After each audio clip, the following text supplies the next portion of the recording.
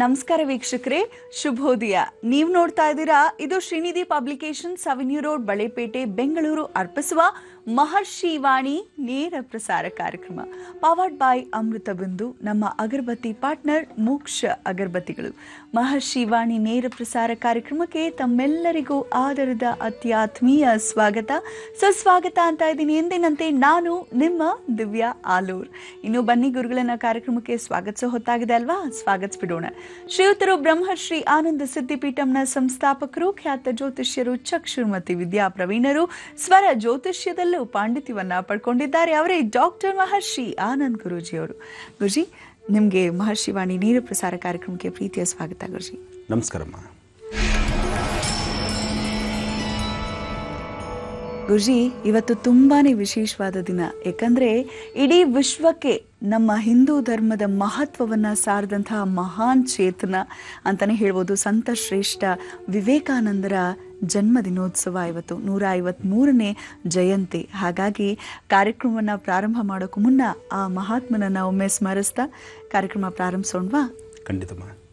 ಪ್ರತಿಯೊಬ್ಬ ವಿದ್ಯಾರ್ಥಿಗಳಿಗೂ ಸಹಿತ ಜೀವನದ ಮೌಲ್ಯವನ್ನು, ಜೀವನದ ಬೆಳಕನ್ನು, ಜೊತೆಗೆ ಜೀವನದಲ್ಲಿ ಹೇಗಿರಬೇಕು, ನಾವು ಬದುಕನ್ನು ಹೇಗೆ ನಡೆಸಬೇಕು ಅಂತಕ್ಕಂಥದ್ದರ ವಿಶೇಷವಾದಂತಹ ಮೌಲ್ಯವನ್ನು ಅರ್ಥ ಮಾಡ್ಕೊಳ್ಳುವಂಥ ರೀತಿ ಮಾಡಿದಂಥ ಸ್ವಾಮಿ ವಿವೇಕಾನಂದರ ಜಯಂತಿ ಉತ್ಸವ ಇವತ್ತಿನ ದಿವಸ ಅವರಿಗೆ ನಮಸ್ಕಾರ ಮಾಡ್ತಾ, ಜೊತೆಗೆ ಸಾಕಷ್ಟು ವಿಶೇಷತೆಗಳನ್ನೇ, ಪ್ರತಿಯೊಬ್ಬರ ಜೀವನದ ಕಲೆಯನ್ನು ಹೇಗಿರಬೇಕು, ಜೀವನದ ನಡವಳಿಕೆಗಳು ಹೇಗಿರಬೇಕು ಅನ್ನತಕ್ಕಂತಹ ಮಾರ್ಗದರ್ಶನ ಮತ್ತು ಮಾರ್ಗಸೂಚಿ ಅಂದರೂ ತಪ್ಪಲ್ಲ. ಅಂತಹ ಸ್ವಾಮಿ ವಿವೇಕಾನಂದರನ್ನು ಪ್ರಾರ್ಥನೆ ಮಾಡ್ತಾ ಸಮಸ್ತರಿಗೂ ಸಹಿತ ಶುಭಾಶಯಗಳನ್ನು ಹೇಳ್ತಾ, ಜೊತೆಗೆ ಜಯಂತಿ ಉತ್ಸವ ಅಂದರೆ ಬಹಳ ವಿಶೇಷವಾಗಿ ಪ್ರತಿಯೊಬ್ಬರು ಮನೆಯಲ್ಲೂ ಮನಸ್ಸಲ್ಲೂ ಆರಾಧನೆ ಮಾಡಬೇಕು. ಯಾಕೆಂದರೆ ಆ ವಿಶೇಷವಾಗಿರ್ತಕ್ಕಂಥ ಸಾಧನೆ ಮಾಡಿರ್ತಕ್ಕಂಥ ಸಾಧನಾ ಪುರುಷರವರು. ಅದರಿಂದ ಸ್ವಾಮಿ ವಿವೇಕಾನಂದರ ಮತ್ತೊಮ್ಮೆ ಹೇಳ್ತಾ, ವಿವೇಕಾನಂದರ ಜಯಂತಿ ಉತ್ಸವ ನಾಡಿನಾದ್ಯಂತ, ದೇಶದಾದ್ಯಂತ ಆಚರಣೆ ಮಾಡ್ತಾರೆ. ಹಾಗಾಗಿ ವಿದ್ಯಾರ್ಥಿಗಳಿಗೆ ಬಹಳ ಅಚ್ಚುಕಟ್ಟಾಗಿ ಜೀವನದ ಕಲೆಯನ್ನು ಕಲಿಸಿದಂತಹವರು, ಜೊತೆಗೆ ಪ್ರತಿಯೊಬ್ಬರಿಗೂ ಮಾರ್ಗಸೂಚಿಯನ್ನು ತಪ್ಪಲ್ಲ. ಇಂತಹ ವಿಶೇಷವಾದಂತಹ ದಿನ. ಇನ್ನು ಸಂಕ್ರಮಣ ಸಮೀಪಿಸ್ತಾ ಇದೆ, ಸಂಕ್ರಾಂತಿ ಸಮೀಪಿಸ್ತಾ ಇರತಕ್ಕಂಥ ಈ ಶುಭ ಸಂದರ್ಭ ಸಾರ್ವತ್ರಿಕವಾಗಿ ಎಲ್ಲರೂ ಸಹಿತ ವಿಶೇಷವಾದಂಥ ರೀತಿ ಭಗವಂತನ ಆರಾಧನೆ ಮಾಡ್ತಾ ಉತ್ತರಾಯಣ ಪುಣ್ಯಕಾಲಕ್ಕೆ ಎಲ್ಲರೂ ಕಾಯ್ತಾ ಇದ್ದಾರೆ.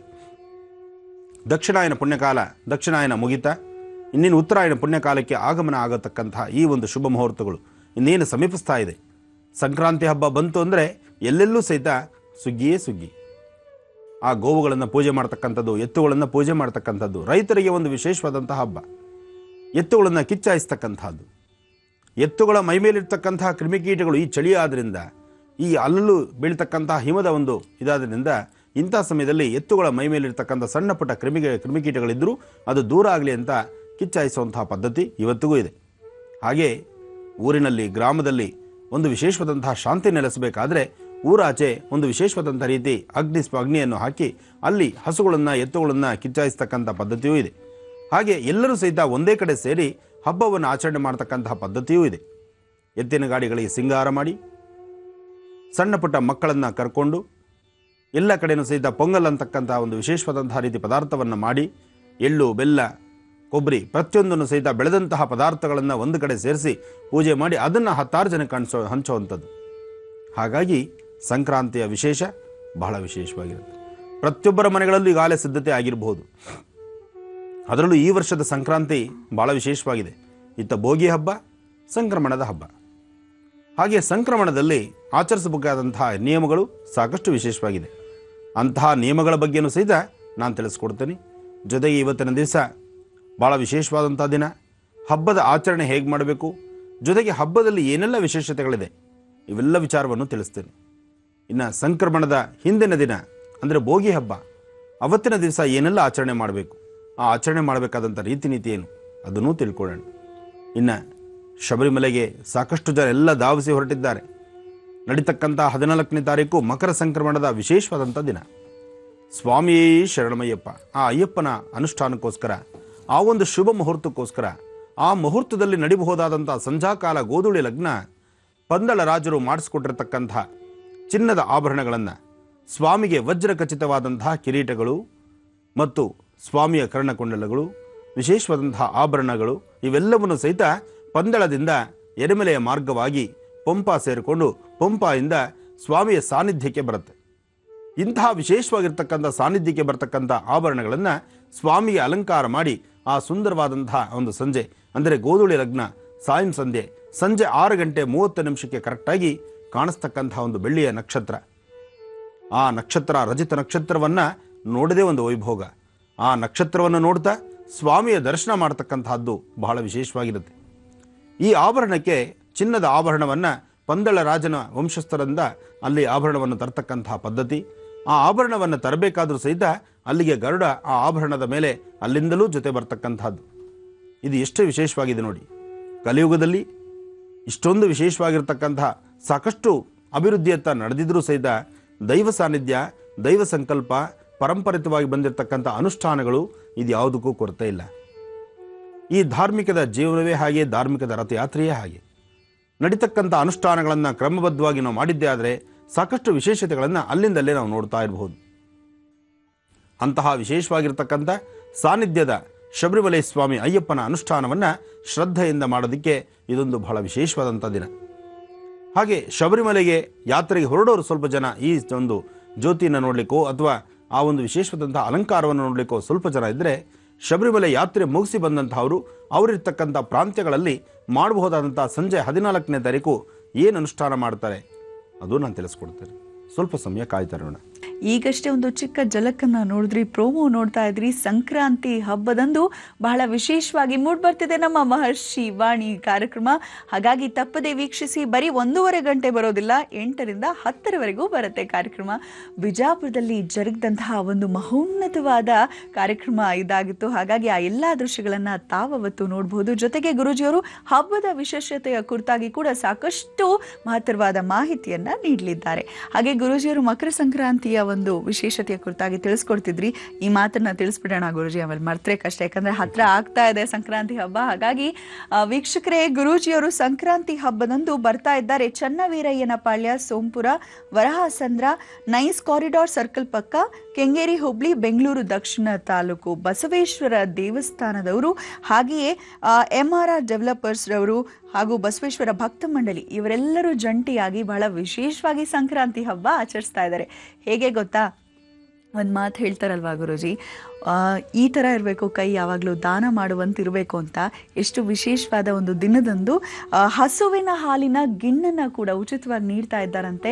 ಕಡಲೆಕಾಯಿಯ ಜೊತೆಗೆ ಕಬ್ಬನ್ನು ಕೂಡ ವಿತರಿಸಲಾಗ್ತಿದೆ. ಅವತ್ತು ಆ ಕಾರ್ಯಕ್ರಮದಲ್ಲಿ ಬಂದು ಭಾಗಿಯಾಗೋರಿಗೆ ಇದು ಇವತ್ತಿಂದ ಪ್ರಾರಂಭ ಆಗ್ತಿರುವಂತಹ ಒಂದು ಉತ್ಸವ ಅಲ್ಲ, ಕಳೆದ 6 ವರ್ಷಗಳಿಂದ ನಿರಂತರವಾಗಿ ಅವರು ನಡೆಸ್ಕೊಂಡು ಬರ್ತಾ ಇದ್ದಾರಂತೆ.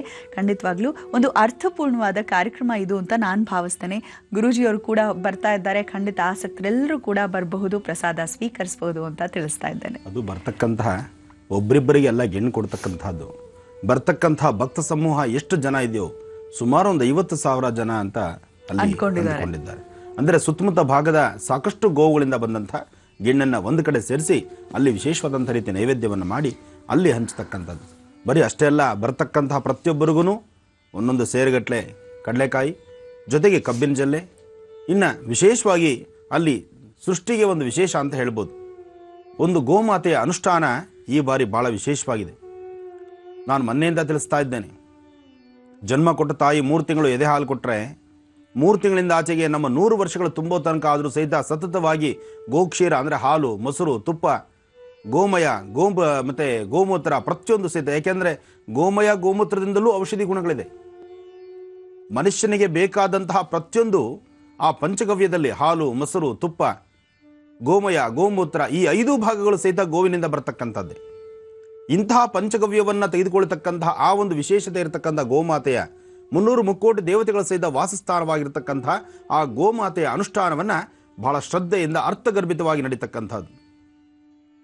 ಅಷ್ಟೇ ಅಲ್ಲ, ಸಿದ್ಧಗಂಗಾ ಶ್ರೀಗಳ ಆಸ್ಥಾನದಿಂದ ಅಲ್ಲಿಂದ ಅಲ್ಲಿ ಉದ್ಭವ ಆಗ್ತಕ್ಕಂತಹ ಒಂದು ಗಂಗಾಜಲ, ಆ ಜಲವನ್ನು ತಂದು ಇಲ್ಲಿ ಪ್ರೋಕ್ಷಣೆ ಮಾಡಿ ಇಲ್ಲಿ ಅನುಷ್ಠಾನವನ್ನು ಮಾಡ್ತಕ್ಕಂಥ ಒಂದು ವಿಶೇಷವಾದಂತಹದ್ದು. ಇಲ್ಲಿ ನಡೀತಕ್ಕಂತಹ ಜಾತ್ರಾ ಮಹೋತ್ಸವ ಇದೆಯಲ್ಲ, ಇದು ಬಹಳ ಅರ್ಥಗರ್ಭಿತ. ಇಲ್ಲಿ ಯಾವುದೇ ಜಾತಿ ಮತ ಭೇದವಿಲ್ಲ. ಎಲ್ಲರೂ ಸಹಿತ ಅಣ್ಣ ತಮ್ಮಂದಿರಂತೆ ಸೇರಿ ಬಸವನ ಅನುಷ್ಠಾನವನ್ನು ಮಾಡಿ ಗೋಮಾತೆಯ ಪೂಜೆಯನ್ನು ಮಾಡತಕ್ಕಂಥ ಒಂದು ವಿಶೇಷವಾದಂಥ ಸಾನ್ನಿಧ್ಯ. ಇಷ್ಟೆಲ್ಲ ಅನುಷ್ಠಾನಗಳು ಎಲ್ಲಿ ನಡೀತಿದೆ? ಮತ್ತೊಮ್ಮೆ ವಿಳಾಸವನ್ನು ತಿಳಿಸ್ಬಿಡ್ತೇವೆ ಕೇಳಿ. ಖಂಡಿತ ಗುರುಜಿ. ಚನ್ನವೀರಯ್ಯನ ಪಾಳ್ಯ, ಸೋಂಪುರ, ವರಾಹಸಂದ್ರ, ನೈಸ್ ಕಾರಿಡಾರ್ ಸರ್ಕಲ್ ಹತ್ರ, ಪಕ್ಕ ಕೆಂಗೇರಿ ಹೋಬಳಿ, ಬೆಂಗಳೂರು ದಕ್ಷಿಣ ತಾಲೂಕು, ಬಸವೇಶ್ವರ ದೇವಸ್ಥಾನದ ಸನ್ನಿಧಾನದಲ್ಲಿ ಜರುಗ್ತಿರುವಂತಹ ಕಾರ್ಯಕ್ರಮ. ಖಂಡಿತ ಎಲ್ಲರೂ ಕೂಡ ಬಂದು ಪಾಲ್ಗೊಳ್ಬೇಕಾಗಿರುವಂತಹ ಒಂದು ಕಾರ್ಯಕ್ರಮ ಇದು ಅಂತ ಹೇಳಿದ್ರೆ ತಪ್ಪಾಗ್ಲಿಕ್ಕಿಲ್ಲ. ಗುರುಜಿ, ಈಗ ಮುಂದೆ ಏನು ತಿಳಿಸ್ತಾ ಇದ್ದೀರಾ? ಮುಂದೆ 14ನೇ ತಾರೀಕು ಅಯ್ಯಪ್ಪನ ಪ್ರತಿಷ್ಠಾಪನಾ ಮಹೋತ್ಸವ ಇದೆ. ಯಾಕೆಂದರೆ ಶಬರಿಮಲೆಯಲ್ಲಿ ನಡೆಯತಕ್ಕಂತಹ ವೈಭವೀಪೂರಿತವಾದಂತಹ ಅನುಷ್ಠಾನ ಅವತ್ತಿನ ದಿವಸನೇ ನಮ್ಮ ರಾಜ್ಯದಲ್ಲಿ, ಅಂದರೆ ಕರ್ನಾಟಕ ರಾಜ್ಯದಲ್ಲಿ ಸಾಕಷ್ಟು ಅಯ್ಯಪ್ಪನ ಆಲಯಗಳಿದೆ. ಆದರೆ 14ನೇ ತಾರೀಕು ನಡೀತಕ್ಕಂಥ ಸಂಕ್ರಮಣದ ವಿಶೇಷತೆ, ಅಲ್ಲಿ ಮಕರ ಜ್ಯೋತಿ ಜೊತೆಗೆ ಒಂದು ವಿಶೇಷವಾದಂತಹ ಬೆಳ್ಳಿಯ ನಕ್ಷತ್ರ, ಆ ನಕ್ಷತ್ರದ ದರ್ಶನ ಮಾಡ್ತಾ ಕರ್ನಾಟಕದಲ್ಲಿ ಇನ್ನೊಂದು ಪ್ರಸಿದ್ಧಿಯಾಗಿರ್ತಕ್ಕಂಥ ಕ್ಷೇತ್ರ ಅಂದರೆ ನೆಲಮಂಗಲ. ಯಾಕೆಂದರೆ ತುಮಕೂರು ಮಾರ್ಗ ಅಂದರೆ ಆ ಭಾಗದಲ್ಲಿ ಸಾಕಷ್ಟು ದೇವಾಲಯಗಳಿದೆ. ಇನ್ನು ನೆಲಮಂಗಲದಲ್ಲಿ ಹೊಸದಾಗಿ ಪ್ರತಿಷ್ಠಾಪನೆ ಆಗ್ತಾ ಇರತಕ್ಕಂಥ ಶಬರಿಮಲೆ ಸ್ವಾಮಿ ಅಯ್ಯಪ್ಪನ ಸಾನ್ನಿಧ್ಯವೂ ಸಹಿತ ಅವತ್ತಿನ ದಿವಸ ಪ್ರತಿಷ್ಠಾಪನಾ ಮಹೋತ್ಸವ. ಅಲ್ಲಿಂದು ತಿಳಿಸಮ್ಮ. ಹಾ ಗುರುಜಿ, ಶಬರಿಮಲೆ ಅಯ್ಯಪ್ಪ ಸ್ವಾಮಿ ಸೇವಾ ಟ್ರಸ್ಟ್ ಅವರು ಆಯೋಜಿಸಿರುವಂತಹ ಶಬರಿಮಲೆ ಅಯ್ಯಪ್ಪ ಸ್ವಾಮಿ ದೇವಸ್ಥಾನದ ಒಂದು ಪ್ರತಿಷ್ಠಾಪನಾ ಕಾರ್ಯಕ್ರಮ ಜೊತೆಗೆ ಲೋಕ ಕಲ್ಯಾಣಾರ್ಥವಾಗಿ ಗಿರಿಜಾ ಕಲ್ಯಾಣೋತ್ಸವ ಕೂಡ ಮಾಡಿಸ್ತಾ ಇದ್ದಾರೆ. ಎಲ್ಲಿ ಅಂದ್ರೆ Nelamangala viewers colony, Srinivasa layout, Siddalingeshwara school ಹಿಂಭಾಗ ಜರುಗ್ತಿರುವಂತಹ ಕಾರ್ಯಕ್ರಮ. ಎಷ್ಟು ಹೊತ್ತಿಗೆ ಅಲ್ಲಿ ಹೋಗ್ತಾ ಇದ್ದೀರಾ ಗುರುಜಿ? ಅಲ್ಲಿ ಸುಮಾರು ಬೆಳಿಗ್ಗೆ ನನ್ನ ನೇರ ಪ್ರಸಾರ ಕಾರ್ಯಕ್ರಮ ಮುಗಿದ ನಂತರ ನನ್ನ ಪ್ರಯಾಣ ಅಲ್ಲಿಗೆ ಹೊರಡತಕ್ಕಂಥದ್ದು. ಯಾಕೆಂದರೆ ಅಷ್ಟು ಅರ್ಥಗರ್ಭಿತವಾಗಿ ನಡೀತಕ್ಕಂತಹದ್ದು. ಅಲ್ಲಿ ನಡೀತಕ್ಕಂಥ ಹೋಮ ಹವನ ಪೂಜೆ ಪುನಸ್ಕಾರಗಳು, ಲೋಕ ಕಲ್ಯಾಣಾರ್ಥವಾಗಿ ಆಗ್ತಾ ಇರತಕ್ಕಂತಹ ಗಿರಿಜಾ ಕಲ್ಯಾಣೋತ್ಸವ. ಆ ಗಿರಿಜಾ ಕಲ್ಯಾಣೋತ್ಸವದ ದೃಶ್ಯಗಳೇ ಬಹಳ ವಿಶೇಷ. ಯಾರ್ಯಾರಿಗೆ ಲಗ್ನದಲ್ಲಿ ದೋಷಗಳಿದೆ, ಅಂದರೆ ವಿವಾಹಕ್ಕೆ ಸಂಬಂಧಪಟ್ಟಂಥ ರೀತಿ ದೋಷಗಳಿರ್ತಕ್ಕಂಥವ್ರು ಎಲ್ಲಿ ಗಿರಿಜಾ ಕಲ್ಯಾಣವಾಗ್ತಾ ಇರುತ್ತೋ ಆ ಸ್ಥಳದಲ್ಲಿ ಅಲ್ಲಿ ಕೊಡ್ತಕ್ಕಂತಹ ಅಕ್ಷತೆ ಪ್ರಸಾದವನ್ನು ತೆಗೆದುಕೊಳ್ತಕ್ಕಂಥದ್ದು ಬಹಳ ವಿಶೇಷ. ಸಂತಾನಕ್ಕೆ ಸಂಬಂಧಪಟ್ಟಂತಿರಬಹುದು, ವಿವಾಹಕ್ಕೆ ಸಂಬಂಧಪಟ್ಟಂತಿರಬಹುದು, ವಾಸ್ತು ದೋಷಕ್ಕೆ ಸಂಬಂಧಪಟ್ಟಂತಿರಬಹುದು, ಅಥವಾ ಮನುಷ್ಯನ ಗ್ರಹಗತಿಗಳಲ್ಲಾಗ್ತಕ್ಕಂತಹ ಏರುಪೇರುಗಳಲ್ಲಿ ಸಾಕಷ್ಟು ಸಮಸ್ಯೆಗಳಲ್ಲಿ ಮಿಂದು ತೇಲ್ತಾ ಇರತಕ್ಕಂಥ ಯಾರೊಬ್ಬರಾದರೂ ಸಹಿತ ಈ ಒಂದು ಗಿರಿಜಾ ಕಲ್ಯಾಣದ ವಿಶೇಷವಾಗಿರ್ತಕ್ಕಂಥ ದೃಶ್ಯಗಳನ್ನು ದರ್ಶನ ಮಾಡ್ತಾ, ಸ್ವಾಮಿನ ಆರಾಧನೆ ಮಾಡ್ತಾ, ಆ ಓಂ ನಮಃ ಶಿವ ಅಂತಕ್ಕಂಥ ಶಿವಮಂತ್ರವನ್ನು ಪಠನೆ ಮಾಡ್ತಾ ನೀವು ದರ್ಶನ ಮಾಡಿದ್ರೆ ಸಾಕಷ್ಟು ವಿಶೇಷ. ಇನ್ನು ಅಯ್ಯಪ್ಪನಿಗೆ ವಿಶೇಷವಾದಂಥ ಅಯ್ಯಪ್ಪನ ಪ್ರತಿಷ್ಠಾಪನೆ ಆದಾಗ ಆ ಪ್ರತಿಷ್ಠಾಪನಾ ಮಹೋತ್ಸವದಲ್ಲಿ ಮತ್ತೊಂದು ವಿಶೇಷವೇ ನಡೆಯುತ್ತೆ. ಇದನ್ನು ಸಹಿತ ದರ್ಶನ ಮಾಡೋಣ. ಹಾಗಾಗಿ ಇದನ್ನು ಅಲ್ಲಿ ಗರುಡಾದ್ರಿ ಡೆವಲಪರ್ಸ್ ನಮ್ಮ ಶೇಷಾದ್ ಇವರು, ಒಂದು ನಿಮಿಷ ಅಮ್ಮ, ಆ ಪತ್ರಿಕೆ ಕೊಡು. ರಂಗದಾಮಯ್ಯನವರು ಅಲ್ಲಿ ನಡೆಸ್ತಾ ಇರ್ತಕ್ಕಂಥ ಈ ಒಂದು ವಿಶೇಷವಾದಂಥ ಕಾರ್ಯಕ್ರಮ ಜೊತೆಗೆ ಅನ್ನದಾಸೋಹ ಎಲ್ಲಿದ್ದರೆ ಅಲ್ಲಿ ವಿಶೇಷವಾದಂತಹ ಫಲ ಅಂತ ಹೇಳ್ತಾರೆ. ಹಾಗಾಗಿ ಶಬರಿಮಲೆ ಸ್ವಾಮಿ ಅಯ್ಯಪ್ಪ ಸ್ವಾಮಿ ದೇವಸ್ಥಾನ ಪ್ರತಿಷ್ಠಾಪನಾ ಕಾರ್ಯಕ್ರಮ, ಲೋಕ ಕಲ್ಯಾಣಾರ್ಥವಾಗಿ ನಡೀತಕ್ಕಂತಹ ಗಿರಿಜಾ ಕಲ್ಯಾಣೋತ್ಸವ, ಇಲ್ಲಿ ನಡೀತಕ್ಕಂತಹ ಅನ್ನದಾಸೋಹ, ಎಲ್ಲ ಭಕ್ತರು ಸುತ್ತಮುತ್ತ ಭಾಗದಲ್ಲಿರ್ತಕ್ಕಂಥ ಪ್ರತಿಯೊಬ್ಬರು ಸಹಿತ ಅಲ್ಲಿ ಶಬರಿಮಲೆಯಲ್ಲಿ ಅಯ್ಯಪ್ಪನ ಅನುಷ್ಠಾನ ನಡೀತಿರುತ್ತೆ. ಅದೇ ತರಹ ನಮ್ಮ ಕರ್ನಾಟಕದಲ್ಲಿ ನೆಲಮಂಗಲದಲ್ಲಿ ನಡೀತಕ್ಕಂಥ ಅಯ್ಯಪ್ಪನ ಪ್ರತಿಷ್ಠಾಪನಾ ಮಹೋತ್ಸವದಲ್ಲಿ ಇಲ್ಲಿ ಅಯ್ಯಪ್ಪನ ವಿಶೇಷವಾದಂಥ ಕಾರ್ಯಕ್ರಮ ನಡೆಯುತ್ತೆ. ಇದಕ್ಕೆ ನಾನು ಬರ್ತಿದ್ದೇನೆ, ನೀವು ಎಲ್ಲರೂ ಬನ್ನಿ, ಅಯ್ಯಪ್ಪನ ವಿಶೇಷವಾದಂಥ ಸೇವೆಯನ್ನು ಮಾಡೋಣ. ಇನ್ನೇನು ಬಿಜಾಪುರದಲ್ಲಿ ನಡೆದಂತಹ ಅಯ್ಯಪ್ಪನ ವಿಶೇಷವಾದಂತಹ ಅನುಷ್ಠಾನವನ್ನು ಈಗಾಗಲೇ ಸ್ವಲ್ಪ ಪ್ರೋಮೋ ಮಾತ್ರ ನೋಡಿದ್ದೀರಿ. ಆ ಜನಸಾಗರ, ಅಲ್ಲಿ ನಡೆದಂತಹ ಪಡಿಪೂಜೆ, ಅಲ್ಲಿ ನಡೆದಂತಹ ಅಭಿಷೇಕ, ಆ ವಿಶೇಷವಾದಂತಹ ದೃಶ್ಯಾವಳಿಗಳು ಆ ನೋಡಲಿಕ್ಕೆ ಎರಡು ಕಣ್ಣು ಸಾಲಲ್ಲ. ಅಷ್ಟು ವಿಶೇಷವಾದಂಥ ಜನಸಾಗರದ ಮಧ್ಯದಲ್ಲೂ ಇದನ್ನು ಗೊರವನಹಳ್ಳಿನಲ್ಲಿ ಹೇಗೆ ಆ ಲಕ್ಷ್ಮೀ ಆನೆ ಹೇಗೆ ಜನಗಳ ಮಧ್ಯದಲ್ಲಿ ನಾನು ಕರ್ಕೊಂಡು ಬಂದೋ ಅದೇ ಪ್ರಕಾರ ಅದೇ ಜನಗಳ ಮಧ್ಯದಲ್ಲಿ ಇಲ್ಲಿ ಸಹಿತ ಒಂದು ಆನೆ ನಾನು ಕರ್ಕೊಂಡು ಬಂದಿದೆ. ಇದೆಲ್ಲ ನೋಡಬೇಕು. ಆ ಧರ್ಮದ ಒಂದು ವಿಶೇಷವಾಗಿರ್ತಕ್ಕಂಥದ್ದು, ಆ ಧರ್ಮದ ರಥ ಧರ್ಮ ಜಾಗೃತಿ ಅಂದರೂ ತಪ್ಪಲ್ಲ. ಅದು ಅಂಥ ವಿಶೇಷಗಳಿರ್ತಕ್ಕಂಥದ್ದು. 14ನೇ ತಾರೀಕು ಅಯ್ಯಪ್ಪನ ಅನುಷ್ಠಾನ, ಅದರಲ್ಲಿ 14ನೇ ತಾರೀಕು ನಡೀತಕ್ಕಂತಹ ಪೂಜಾ ಅನುಷ್ಠಾನಗಳು ಬಹಳ ವಿಶೇಷವಾಗಿದೆ. ಬೆಳಗ್ಗೆ 10 ಗಂಟೆಗೆ ಗಿರಿಜಾ ಕಲ್ಯಾಣೋತ್ಸವ ಪ್ರಾರಂಭ ಆಗುತ್ತೆ. ನಾನು ಸರಿಸುಮಾರು 10-10:30 ಅಷ್ಟೊತ್ತಿಗೆ ನಾನು ಬರ್ತೀನಿ. ನೀವು ಎಲ್ಲರೂ ಬೇಗ ಮುಂಚಿತವಾಗಿ ನನ್ನ ಕಾರ್ಯಕ್ರಮ ಆದ ನಂತರ ಬೆಳಗಿನ ಕಾರ್ಯಕ್ರಮ ದರ್ಶನ ನೋಡೋದು, ಅದಾದ ನಂತರ ಎಲ್ಲರ ಪ್ರಯಾಣ ಅಯ್ಯಪ್ಪನ ದೇವಸ್ಥಾನದತ್ತ ಹೊರಡೋದು. ಹಾಗೆ ಮಾಡೋಣ. ಈಗ ಪಂಚಾಂಗ ಶ್ರವಣ ಮಾಡೋಣ ಗುರುಜಿ. ಇನ್ನು ಪಂಚಾಂಗ ಶ್ರವಣವೂ ಮಾಡೋಣ. 14ನೇ ತಾರೀಕು ಪ್ರತಿಯೊಬ್ಬರೂ ಸಹಿತ, ಹಿಂದೆಲ್ಲ ಭೋಗಿ ಹಬ್ಬ ಅಂದರೆ ಭಾಳ ವಿಶೇಷವಾಗಿ ಆಚರಣೆ ಮಾಡೋರು. ಹಿಂದೆ ಅದನ್ನು ಹೇಗೆ ಮಾಡಬೇಕು ಅಂತಲೂ ಸಹಿತ ಅದರ ಕ್ರಮವನ್ನು ತಿಳಿಸ್ಕೊಡ್ತಿದ್ರು. ಆದರೆ ಇತ್ತೀಚಿನ ದಿನದಲ್ಲಿ ನಾವು ಮಾಡ್ತಿರ್ತಕ್ಕಂಥ ತಪ್ಪು, ಮನೇಲಿರ್ತಕ್ಕಂಥ ವಯಸ್ಸಾದಂಥವ್ರನ್ನ ಯಾವಾಗ ನಾವು ದೂರ ತಳ್ತೀವೋ ಆಗ ಹಬ್ಬ ಹರಿದಿನಗಳ ವಿಶೇಷತೆಗಳನ್ನು ತಿಳಿಸೋರೇ ಇಲ್ದಂಗೆ ಆಗಿಬಿಟ್ಟಿದೆ. ನಮಗೆ ಹಬ್ಬದ ವಿಶೇಷತೆ ಬೇಕು. ಯಾವುದೇ ಹಬ್ಬವನ್ನು ಯಾರೋ ಮಾಡ್ತಾರೆ ಅಂತ ನಾವು ಆಚರಣೆ ಮಾಡಿರೋದು ಪ್ರಯೋಜನ ಅಲ್ಲ. ಹಬ್ಬವನ್ನು ಏದಕ್ಕೆ ಆಚರಣೆ ಮಾಡಬೇಕು? ಅದರ ರಹಸ್ಯವನ್ನು ತಿಳ್ಕೊಳ್ಬೇಕು. ನಾವು ಮನೇಲಿರ್ತಕ್ಕಂಥ ಹಿರಿಯರನ್ನ ಗೌರವಿಸಬೇಕು. ಜೊತೆಗೆ ನಾವು ಅಯ್ಯಪ್ಪನ ಒಂದು ಅನುಷ್ಠಾನವನ್ನು ಮಾಡಬೇಕು. ಜೊತೆಗೆ ಹಬ್ಬದ ಸಂಕ್ರಮಣದ ವಿಶೇಷತೆ ಇದೆ. ಮನೇಲಿ ಸಣ್ಣ ಪುಟ್ಟ ಮಕ್ಕಳಿದ್ರೆ ನೀವೇನು ಮಾಡಬೇಕು? ಮಕ್ಕಳಿಗೆ ಈ ಗೋಟು ಹೊಡಿತಕ್ಕಂಥದ್ದು ಅಂತ ಹೇಳ್ತಾರೆ, ಅಂದರೆ ಅಥವಾ ದೃಷ್ಟಿ ತೆಗಿತಕ್ಕಂಥದ್ದು ಅಂತ ಹೇಳ್ತಾರೆ. ಒಂದು ಸೇರಲ್ಲಿ ಸೇರು, ಪಾವು, ಚಟಾಕು ಅಂತಹದ್ದನ್ನು ತೆಗೆದುಕೊಂಡು ಈ ಬೆಳೆದಂತಹ ಬೆಳೆ, ಎಲ್ಚಿ ಹಣ್ಣಿರ್ಬೋದು, ಕಬ್ಬಿನ ಪೀಸ್ ಇರ್ಬೋದು, ಅವರೆಕಾಯಿ, ಕಡಲೆಕಾಯಿ, ಇಂಥದ್ದನ್ನೆಲ್ಲ ಆ ಒಂದು ಸೇರಲ್ಲಿ ಹಾಕಿ ಒಂದಷ್ಟು ನಾಣ್ಯಗಳನ್ನು ಹಾಕಿ ಮಕ್ಕಳನ್ನು, ಮನೆಯಲ್ಲಿ ಸಣ್ಣ ಸಣ್ಣ ಮಕ್ಕಳಿದ್ರೆ ಮಕ್ಕಳನ್ನು ಕೂಡಿಸಿ ಮಕ್ಕಳಿಗೆ ಆರತಿ ಮಾಡಿ ಅದನ್ನು ದೃಷ್ಟಿ ತೆಗೆದು ಅಲ್ಲಿ ಇದು ಮಾಡುವಂತಹ ಒಂದು ಪದ್ಧತಿ ಇರುತ್ತೆ ನೋಡಿ. ಇಷ್ಟೆಲ್ಲ ವಿಶೇಷತೆಗಳಿದೆ. ಇದೆಲ್ಲ ಮನೇಲಿ ಹಿರಿಯರಿದ್ದರೆ ಮಾತ್ರವೇ ಸಾಧ್ಯವೇನಹ? ನಮಗೂ ನಿಮಗೂ ಏನು ಗೊತ್ತಾಗತ್ತೆ? ಮನೇಲಿರ್ತಕ್ಕಂಥ ವಯಸ್ಸಾದವರು ಇದ್ದರೆ, ಅಜ್ಜಿ, ತಾತ, ತಂದೆ, ತಾಯಿ, ಇಂತಹವ್ರು ವಯಸ್ಸಾದವರು ನಮ್ಮ ಜೊತೆಯಲ್ಲಿದ್ದರೆ ಅವ್ರು ಹೇಳ್ತಾರೆ, ಇಂಥ ಹಬ್ಬದ ದಿವಸ ಇಂಥದ್ದು ಮಾಡಿದ್ರೆ ಇಂಥರ ಮಕ್ಕಳಿಗೆ ಶ್ರೇಯಸ್ಕರ. ಇದನ್ನು ಯಾಕೆ ದೃಷ್ಟಿ ತೆಗಿಬೇಕು? ಯಾತಕ್ಕೆ ಆ ಮಕ್ಕಳ ತಲೆ ಮೇಲೆ ಅದನ್ನು ಬಾರ್ಲು ಹಾಕಬೇಕು? ಅದರಲ್ಲಿ ನಾಣ್ಯಗಳ ಸಮೇತ ಹಾಕ್ತಾರೆ. ನಾಣ್ಯಗಳು, ಕಬ್ಬಿನ ಜಲ್ಲೆ, ಅಂದರೆ ಸಣ್ಣ ಸಣ್ಣ ಪೀಸ್ ಕಬ್ಬಿನ ಜಲ್ಲೆ ಮಾಡಿಕೊಂಡು, ಕಡಲೆಕಾಯಿ ಮತ್ತು ಎಲ್ಚಿಕಾಯಿ ನೋಡಿ ಎಷ್ಟೆಲ್ಲ ವಿಶೇಷ. ಎಲ್ಚಿ ಹಣ್ಣು, ಅದನ್ನು ಕೆಲವು ಕಡೆ ಬೋರೆ ಹಣ್ಣು ಅಂತಲೂ ಹೇಳ್ತಾರೆ ಅಲ್ವಾ? ಕೆಲವು ಭಾಗಗಳಲ್ಲಿ ಬೋರೆ ಹಣ್ಣು ಮತ್ತು ಎಲ್ಚಿ ಹಣ್ಣು ಅಂತ ಹೇಳ್ತಾರೆ. ಇಷ್ಟು ಅರ್ಥಗರ್ಭಿತವಾದಂತಹ ಒಂದೊಂದು ಹಬ್ಬ ಹರಿದಿನಗಳಲ್ಲೂ ಅಷ್ಟು ಅರ್ಥಗರ್ಭಿತವಾಗಿ ಅನುಷ್ಠಾನಗಳು ಮಾಡ್ತಾರೆ. ಆದರೆ ನಾವು ಏನು ಎಲ್ಲರೂ ಮಾಡ್ತಿದ್ದಾರೆ, ನಮ್ಮನೆಲ್ಲ ಎಳ್ಳು ಮಾಡಬೇಕು. ಆ್ಯಕ್ಚುಲಿ ಹೇಳಬೇಕಂದ್ರೆ ಪ್ರತಿಯೊಬ್ಬರ ಮನೆಯಲ್ಲೂ ಹೆಣ್ಣು ಮಕ್ಕಳು ಅವರೇ ಎಳ್ಳು ಮಾಡಬೇಕು. ಎಳ್ಳು ಮಾಡೋದು ಹೇಗೆ? ಎಳ್ಳನ್ನು ತಂದು ಮಾರುಕಟ್ಟೆಯಿಂದ ಶುದ್ಧಿ ಮಾಡಿ ಅದಕ್ಕೆ ಕಡಲೆಪಪ್ಪು ಮತ್ತು ಒಣಕೊಬ್ಬರಿ, ಬೆಲ್ಲ, ಕಡಲೆ ಬೀಜವನ್ನು ಹುರಿದು, ಅದು ನೋಡಿ ಹುರಿಬೇಕಾದ್ರೆ ಅದಕ್ಕೊಂದು ಹದವಾಗಿ ಹುರಿದು ಅದರ ಮೇಲ್ಭಾಗದಲ್ಲಿರ್ತಕ್ಕಂಥ ಸಿಪ್ಪೆಯನ್ನು ತೆಗೆದು ಅದನ್ನು 2 ಹೋಳು ಮಾಡಿ ಅದರೊಳಗಿರ್ತಕ್ಕಂಥ ಸಣ್ಣ ಸಣ್ಣ ಮುಕ್ಕಾಗಿರ್ತಕ್ಕಂಥದ್ದನ್ನು ದೂರ ಮಾಡಿ ಅದು ನೋಡಲಿಕ್ಕೂ ಚೆನ್ನಾಗಿರಬೇಕು. ಜೊತೆಗೆ ಭಗವಂತನಿಗೆ ನೈವೇದ್ಯ ಆಗಬೇಕು. ಇನ್ನು ಸಕ್ಕರೆಯನ್ನು, ನೀರಲ್ಲಿ ಸಕ್ಕರೆಯನ್ನು ಪಾಕ ಮಾಡಿ ಪಾಕದಿಂದ ಒಂದು ಅಚ್ಚನ್ನು ತಯಾರು ಮಾಡಿ ಅದಕ್ಕೊಂದು ವಿಶೇಷವಾದಂತಹ ಒಂದು ಆಕಾರವನ್ನು ಕೊಟ್ಟು, ಸಕ್ಕರೆ ಅಚ್ಚು ನೋಡ್ಬೋದಾದರೆ ಸಂಕ್ರಮಣದ ಕಾಲದಲ್ಲೇ, ಸಂಕ್ರಾಂತಿ ಕಾಲಕ್ಕೆ ಆ ಸಕ್ಕರೆ ಅಚ್ಚು ಬಂದಿರತಕ್ಕಂಥದ್ದು. ಇನ್ನು ಜಾತ್ರೆಗಳಲ್ಲಾರೆ ಬತ್ತಾಸು ಮತ್ತು ಸಕ್ಕರೆ ಅಚ್ಚು ಅಲ್ಲಿ ನೋಡಬಹುದು ನಾವು, ಆದರೆ ಯಾರು ತಿನ್ನಲಿಕ್ಕಾಗೋದಿಲ್ಲ. ಆದರೆ ತಿನ್ನುವಂಥ ಸಕ್ಕರೆ ಅಚ್ಚು ನೀವು ನೋಡಬೇಕಾದ್ರೆ, ಅದನ್ನು ಮಾಡಬೇಕಾದ್ರೆ ಸಂಕ್ರಾಂತಿ ಕಾಲದಲ್ಲೇ ಎಷ್ಟು ವಿಶೇಷವಾಗಿದೆ. ಪ್ರತಿಯೊಬ್ಬರ ಮನೆಗಳಲ್ಲೂ ಸಹಿತ ಕಬ್ಬನ್ನು ತರ್ತೀರಿ, ಎಳ್ಳು ಬೆಲ್ಲವನ್ನೆಲ್ಲವನ್ನು ಸಹಿತ ಒಟ್ಟುಗೂಡಿಸ್ತೀರಿ, ದೇವರಿಗೆ ನೈವೇದ್ಯ ಮಾಡ್ತೀರಿ. ಆ ಬೆಳೆದಂಥ ಎಳ್ಳು ಬೇರೆ ಕಾಲದಲ್ಲಿ ಎಳ್ಳನ್ನು ಯಾರೂ ತಿನ್ನೋದಿಲ್ಲ. ಎಳ್ಳನ್ನು ಒಂದು ಕೈಯಿಂದ ಮತ್ತೊಂದು ಕೈಗೆ ಯಾವ ಕಾರಣಕ್ಕೂ ಕೊಡೋದಿಲ್ಲ. ಆ ಥರ ಕೊಡ್ತಕ್ಕಂತಹ ಕಾರಣ ಅದು ಬೇರೆ. ಒಂದು ಅಪರಕಾಲದಲ್ಲಿ ಮಾತ್ರವೇ ಅಪರಕರ್ಮಗಳನ್ನು ಮಾಡುವಾಗ ಮಾತ್ರ ಎಳ್ಳನ್ನು ಕೈಯಿಂದ ಕೈ ಕೊಡೋ ಪದ್ಧತಿ ಇದೆ. ಆದರೆ ಶುಭ ಕಾರ್ಯದಲ್ಲಿ, ಸಂಕ್ರಮಣದಲ್ಲಿ ಈ ಅನುಷ್ಠಾನ ಇದೆ ಅಂದರೆ ಇದರ ಹಿಂದಿನ ಮೂಲ ಅರ್ಥ ಏನು? ಈಗ ನಾವು ಎಳ್ಳು ತಿನ್ನೋದ್ರಿಂದ ನಮ್ಮ ಆರೋಗ್ಯದಲ್ಲಿ ಏನು ವ್ಯತ್ಯಾಸ ಆಗುತ್ತೆ? ಅದೇ ಬೇರೆ ಸಮಯದಲ್ಲಿ ಎಳ್ಳು ತಿಂದರೆ ಆರೋಗ್ಯದಲ್ಲಿ ಏನು ಅನಾಹುತ ಆಗುತ್ತೆ? ಇವೆಲ್ಲ ತಿಳ್ಕೊಳ್ಬೇಕಾಗತ್ತೆ. ತಿಳಿದ್ರೆ ಮಾತ್ರನೇ ವಿಷಯಗಳನ್ನು ಕೆದಕ್ತಾ ಹೋಗಬೇಕು. ವಿಷಯಗಳನ್ನು ಒಬ್ಬರಿಂದ ಒಬ್ಬರು ಹಂಚಬೇಕು. ಯಾವತ್ತೂ ವಿಷಯಕ್ಕೆ ಕೊನೆ ಆಗಬಾರದು.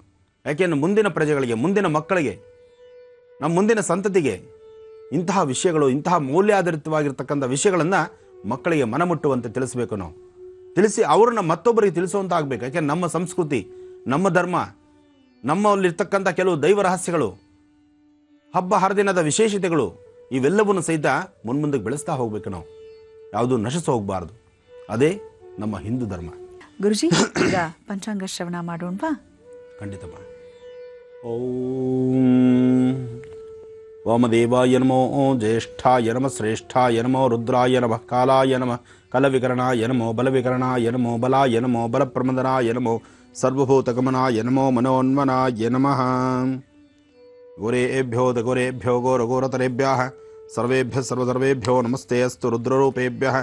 ತತ್ಪುರುಷಾಯ ವಿದ್ಮಹೇ ಮಹಾದೇವಾಯ ಧೀಮಹಿ ತನ್ನೋ ರುದ್ರ ಪ್ರಚೋದಯಾತ್. ಓಂ ನಮಃ ಶಿವಾಯ. ಓಂ ನಮಃ ಶಿವಾಯ. ಓಂ ನಮಃ ಶಿವಾಯ. ಓಂ ಹರಿಹರಪುತ್ರಾಯ ಪುತ್ರಲಾಭಾಯ ಮಹಾಶಾಸ್ತ್ರಿಂ ಶತ್ರುವಿನಾಶನಾಯ ಪ್ರತ್ಯಕ್ಷ ಶೂಲವಿಧಾಯ ಮದಗಜವಾಹನಾಯ ವರವರದ ಸರ್ವಜನಮೇ ವಶಮಾನಾಯ ಸ್ವಾಹ. ಓಂ ಸ್ವಾಮೀ ಶರಣಮಯ್ಯಪ್ಪ. ಶ್ರೀ ಜಯನಾಮ ಸಂವತ್ಸರೇ ದಕ್ಷಿಣಾಯನೇ ಹೇಮಂತ ಋತು ಪುಷ್ಯಮಾಸ ಕೃಷ್ಣ ಪಕ್ಷ 12/1/2015 ಸೋಮವಾರ, ಸಪ್ತಮಿ, ಹಸ್ತ ನಕ್ಷತ್ರ, ಜೊತೆಗೆ ಸ್ವಾಮಿ ವಿವೇಕಾನಂದರ ಜಯಂತಿ ಉತ್ಸವ. 39ನೇ ವರ್ಷದ ಈ ಒಂದು ವಿಶೇಷವಾದಂತಹ ಜಯಂತಿ ಉತ್ಸವ ಅಂದರೆ 153 153ನೇ ವರ್ಷದ ಒಂದು ವಿಶೇಷವಾದಂತಹ ಜಯಂತಿ ಮಹೋತ್ಸವ.